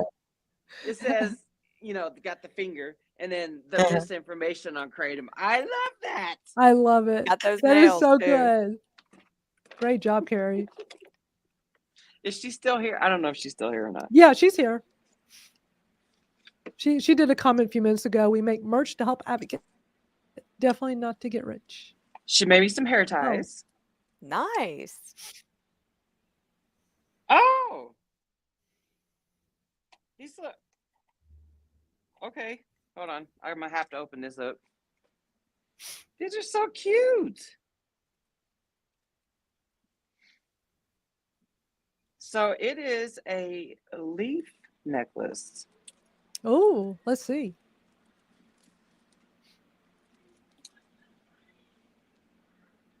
Oh, that is cute. Oh, that's pretty with a K.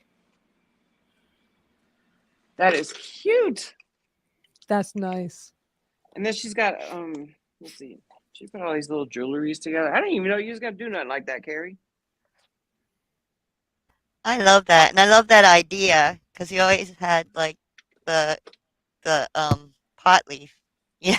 Oh yeah. Yeah, true. Yeah. So she made me some earrings that say my name on it. Oh, those are pretty. That's cute. I haven't worn earrings in years. You had to go put these in these little pouches.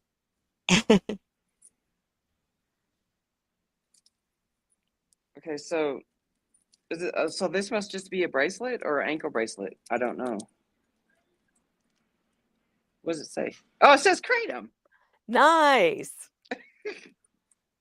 Cute. You got to Oh, like that's crate nice. them up for your birthday. Just decking it Yeah. all out. That is so cute. And then I got two more little pouches to open up. Oh, these are some more earrings, and they're little Kratom leaves. Oh, Ooh, cool. That's pretty. Those match the little necklace too. Yeah. Yeah. And then I'm guessing this is a bracelet too, or I think even it know. looks like a necklace. I ain't there though. What do I know? I don't even know. It looks like one of those double necklaces. Oh, it probably is.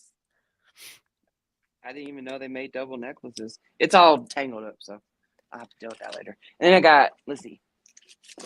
Oh yeah, I got another Keep Kratom legal shirt. I love these. See, Sam Carrie is still says here. it's a necklace. She says it's a Okay. necklace. Sam is still here. He's the one who helped make this font, that graffiti font. I love it. Yeah, I like that. It reminds me of the 90s so much. Yeah. But I finally got one of these. Nice. I Ah, love mine. that's what I was wearing yesterday. My Keep Kratom Legal. I know. I love that font. Cool. Love it, love it, love it. Thank you, Carrie. Making it with your Carrie love. And we've got Kratom Gals merch available, kratomstoriespodcast.com/t-shirts. And then you'll have the Miss T's merch store. You can go to also, you can get to it from there, but also you can just go to missteesmerch.com. Check that out. So we're going to watch some videos that Misty shared with me for us to watch. We're going to watch, they're not long. I know we've already been here. Gosh, we've already been here for 3 hours. We're going to start wrapping up because I need to go take my Kratom. My back's hurting. We got 3 videos we're going to watch, courtesy of Misty. The first one, because she's about to mark her 5-year anniversary of Kratom. So she made a video 2 years ago. It's only a minute long that I'm going to play. Then after that, we're going to watch another video she made last year. These are to celebrate her Kratom anniversary. That one is about 2.5 minutes. Then she has a brand new video that's 4.5 minutes long celebrating her birthday. So we're going to play them all. 4.5 minutes, like 45. Get it? There Oh, you go. wow. Oh, shit. I didn't even think of that. Perfect. It's the little things. All in right, life so let's that all add watch. up. That's right. Yep. Oh, yeah, for sure. Okay, here we go. Hello, my name is Misty Brown, and I'm Bet you thought I was gonna hit you with that brainwash crap, huh? Nope. 3 years ago today is when I accidentally found Kratom. I never really followed the rules of society. I grew up in the Bible Belt. My kids are half black. I was a drug-addicted single mother, never ever admitted it. I didn't want to admit it because I didn't want to go to rehab or recovery centers. I didn't want to be put on Suboxone or any other MAP medication. So here I am, recovering differently, just like my life. I was always the outcast, the weird one, the rebellious one, the rebel. So like I said, 3 years ago today is when I found Kratom. I am a recovered addict. It's a movement, not a moment. I will never be that woman again. So if you wonder why I go so hard with Kratom, she's the reason why. Today, Love it, 'cause it's the June second one. 25th, 2023, marks 4 years from me looking like that. When people see folks nodded off like this, they immediately think heroin or illicit fentanyl. Nope. My nods came from abusing my FDA-approved pain pills, benzos, and muscle relaxers. I was in a straight nod for 11 years straight, from 2008 to 2019. My addiction started from a doctor's office. I was never addicted to anything besides cigarettes before stepping foot in chronic pain management. I didn't wake up one day and say, let's abuse these pills today. It was a gradual slide into addiction. I started pain management in 2006 and initially took my medications as prescribed. But somewhere along the way in 2008, my addiction switch flipped on. I was secretly addicted but hid under the word dependent. Was I predisposed to addiction? Possibly. My parents were both addicts, but just like me, their addictions started later in life. Did they survive their addictions? Sadly, no, but I did. Was it my fault that I abused the medications that were so freely given to me like candy? Yes. I've always accepted accountability from my part. 50% my fault, 50% the doctor's overprescribing for kickbacks fault. I believe I would have never driven that addiction bus of hell if I wasn't given the keys to do so. Just saying. I get a lot of shit on my videos from today's chronic pain patients who have absolutely no damn idea what the first opioid epidemic looked like. I am the forgotten survivor of said opioid epidemic. Get to know me and my story before judging me on the chapter you walked in on.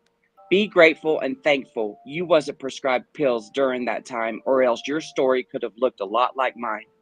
I am not anti-pills for everyone. I am not anti-pain management for everyone.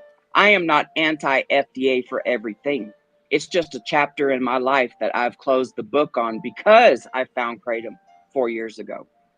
Kratom allowed me to break the chains of addiction. Kratom is my chronic pain management, my antidepressant, my anti-anxiety, my non-FDA approved supplement. Today, I am proudly dependent on Kratom and not secretly addicted. I know and understand both definitions by lived experience. I am no longer the person in this picture. I am free.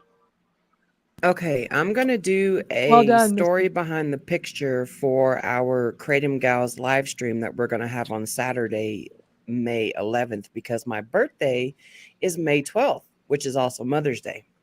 So these pictures I'm going to show you are me in active addiction. This first picture right here was in 2016.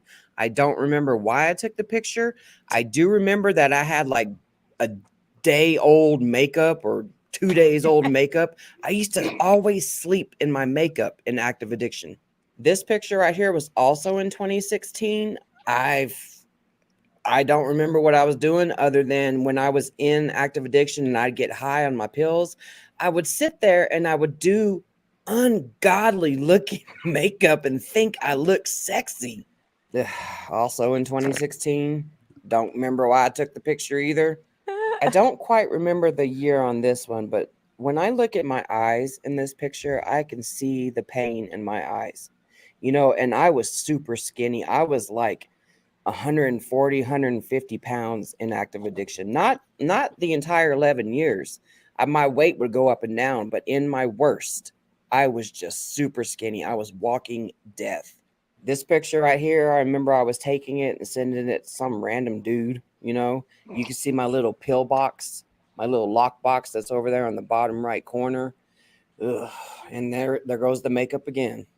This picture right here was towards the end of my addiction. This was in, I believe, February or April of 2019. I went to go hang out with some random dude at his house. When I was going to leave his house, you know, I was high on my pills. I was high on cocaine. I took some ecstasy, you know, had a wild night of you know what. And when I got in the car, you know, I was smoking a Black and Mild, and those have like those like wood tips at the end. And when I went to bite down on the Black and Mild, it popped my damn tooth out. Ah! Now I'm going to show you some videos. Our girlfriend said hi. I just want to tell you guys that I love you and I miss you, and I hope my makeup isn't scary. So, but anyway, I will check on y'all later. Love you. Bye. Yeah, those videos were also in the 2016-ish era. Now I'm going to show you my come up. This was one of the videos that I made in 2021 when I heard Jordan Richards' Thankful for Kratom song.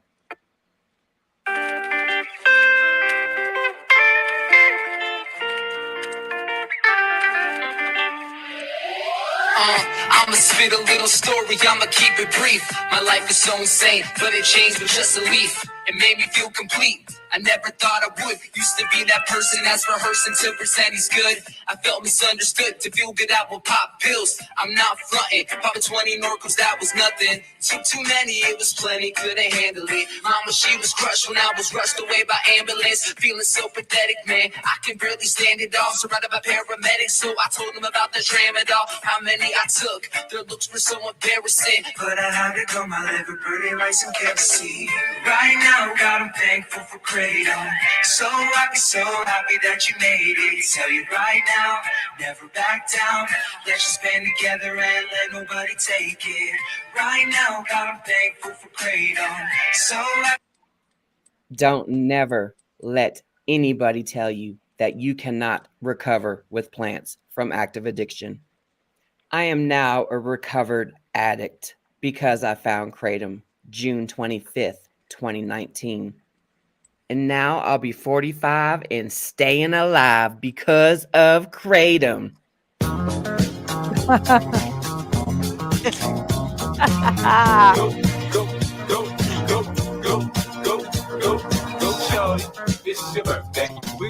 party like it's your birthday.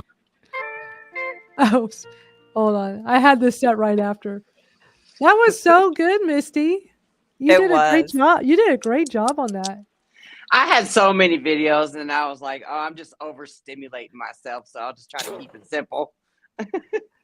That was so good. It's such a powerful message. It shows where you've been, how far you've come. You know, Yeah. you've come far. Yeah.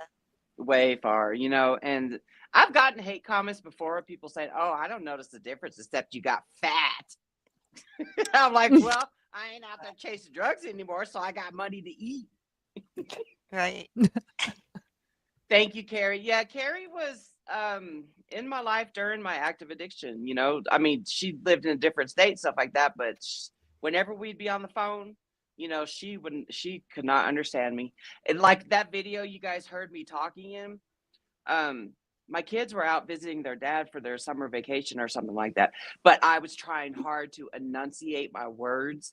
And Yeah, I yeah, would yeah. I always would only speak like 3 to 5 word sentences, you know, because I knew once it was further than that, like if I try to talk more, I would be slurring my ass off. Yeah. Right. Wow. Well, happy birthday tomorrow. Thank you. Thank you. Happy birthday. What are you doing Your tomorrow? videos are so good. I'm Yeah, not what a are you good doing? singer. I have no idea. I don't know.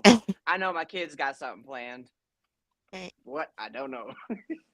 You know you'll be able to enjoy it because of Kratom, right? And Yes. I'll be able to Yeah. remember it. Yes. Right. Yeah. Yep. Because my entire 30s, I was strung out in active addiction. I hardly remember my birthdays. The only thing I do remember is like today was the night before my birthday. I would, even days before today, I would be out there trying to hunt for the pills if I didn't have them, or I would make my doctor's appointment right before my birthday so I would have my pills for my birthday. Yeah, yeah. You know, Wow. everything in my life during active addiction revolved around my next doctor's appointment. Yep. If there was going to be a family barbecue, Or the I was gonna pharmacy make fill sure. date. Yeah, Yeah. yep. Yeah. You know, if there was going to be a barbecue or something, you know, I was making sure to have my doctor's appointment right then and there before the barbecue. You know, just like I don't know if you guys saw that little slot of me in that black dress. That was during my second daughter's graduation in 2019. So yeah. Oh no, wait, that was my first daughter. So that was my first daughter in 2017. Well, I mean, if you wouldn't have been that person and grown into the person you are today, you wouldn't have helped so many people along the way either. Yeah. So you've helped Yeah. a lot of people A lot. along the way, just being who you are and, you know, accomplishing so much. Just telling my story, you know, Yeah. and Yeah. the positives definitely outweigh the negatives I received. 100%. Yeah. Yeah. Yeah, for sure. Well, this has been so much fun watching Des Plaines council meeting together and having Heidi here earlier for the first half, and then rounding this 3-hour mega session out by watching your videos. Thank you for sending those to me to share today. You're welcome. It's been awesome, and hope you have an amazing birthday tomorrow. I Is there think any- you will. Yeah. And it's Mother's Day, so I'm sure your kids will do Right. it. Yeah. You'll have Right. fun Yep. tomorrow. Yeah, and happy Mother's Day to all the moms out there. Yeah. Happy All of Mother's us Day. plus all Happy the Thank others you, Mother's watching. Day. Rebecca. Thank you, Rebecca. And do we have any other things coming up on the agenda for advocacy that we might need a live stream? Is there anything else we know Not of? that I know of. You just got But to they stay pop ready up. for They those. pop 'Cause up. They pop up. Yeah. Yeah. Yeah, for all of our viewers here, the best way to stay on top of this stuff is easiest thing would be to subscribe to our YouTube channel. I'm trying to find it real quick. Here we go. If you join our Kratom Stories podcast YouTube channel and just subscribe, you'll always catch our live streams. Even if you can't come live, it'll let you know when we've done them, so you can always watch the replay. I wonder who would sit and watch 3 hours of our replay here. That would be somebody that's dedicated. You know? Hashtag replay if you are. Yeah. Yeah. Hashtag replay. Hashtag replay for sure. Let us know if you watched it. But otherwise, we'll be back next Saturday to do this again. Believe me, we always have a lot of videos to watch. There's always, it's so funny because when we do this each week, we don't ever, I always make sure my list is big. So we have lots and I always have extras left over. So like last week, I still have a bunch from last week we didn't get to that I will definitely play next week. I got So, some new ones too. yeah, you always have new ones, especially last minute for me. You're always like an hour before. Hey, can you play this today? It's like, okay, let me add this to the mix. It's all good. So it's fun. So yeah, we'll see everybody next Saturday. Mark your calendar if you want to join us live, or you can always watch the replay. Not a problem. Not a problem. So we'll see you all. And I'm, it's going to be interesting to see, Misty. While your videos were playing with that music in the background, Facebook and YouTube strictly do not allow music. Like if it's on a live stream, their software will eventually catch it. So don't be surprised on Facebook if the video gets taken down at some point. It'll be because of, which is fine. It's just because of the copyright. It can take months. It can. I just had one happen to me from my old online music community because we still do a private live stream, and I would show like a YouTube video of like some musician that's done really well that used to be part of our community, and it'd be like, look how good they're doing now. And then all of a sudden Facebook sends a message. It's been removed. I'm like, dude, it's a private Facebook group's live stream. Like who's seeing it? So, if they'll do it for a private group, then they're definitely going to do it for, the public ones. That's the only thing that music was playing. I'm like, at some point, Facebook and YouTube are going to catch that. So don't be surprised if it gets taken down. It just usually takes a long time. Because I just had one taken down that was probably 8 months ago. I'm like, oh, Facebook sure is on it. Sure took them long enough. For something that nobody probably listened to in the last 8 months. I was like, I don't know. They're all crazy about that kind of thing. Anyway, always fun hanging out with you gals. I can't wait to do it again next time. Thanks everybody for coming, and have a happy birthday, Misty. Thank you. Yeah, Happy thank you all for coming. Oh, Drew just came in saying happy birthday to you, Misty. Damn it, Drew, we just now ending it. I know. Only 3 hours and 15 minutes in. This is a mega. I gotta go take my Kratom. I'm overdue. My back hurts. Y'all have a great rest of your day, great weekend, great Mother's Day tomorrow, and we'll see you all next Saturday. Bye. Bye everybody. Bye.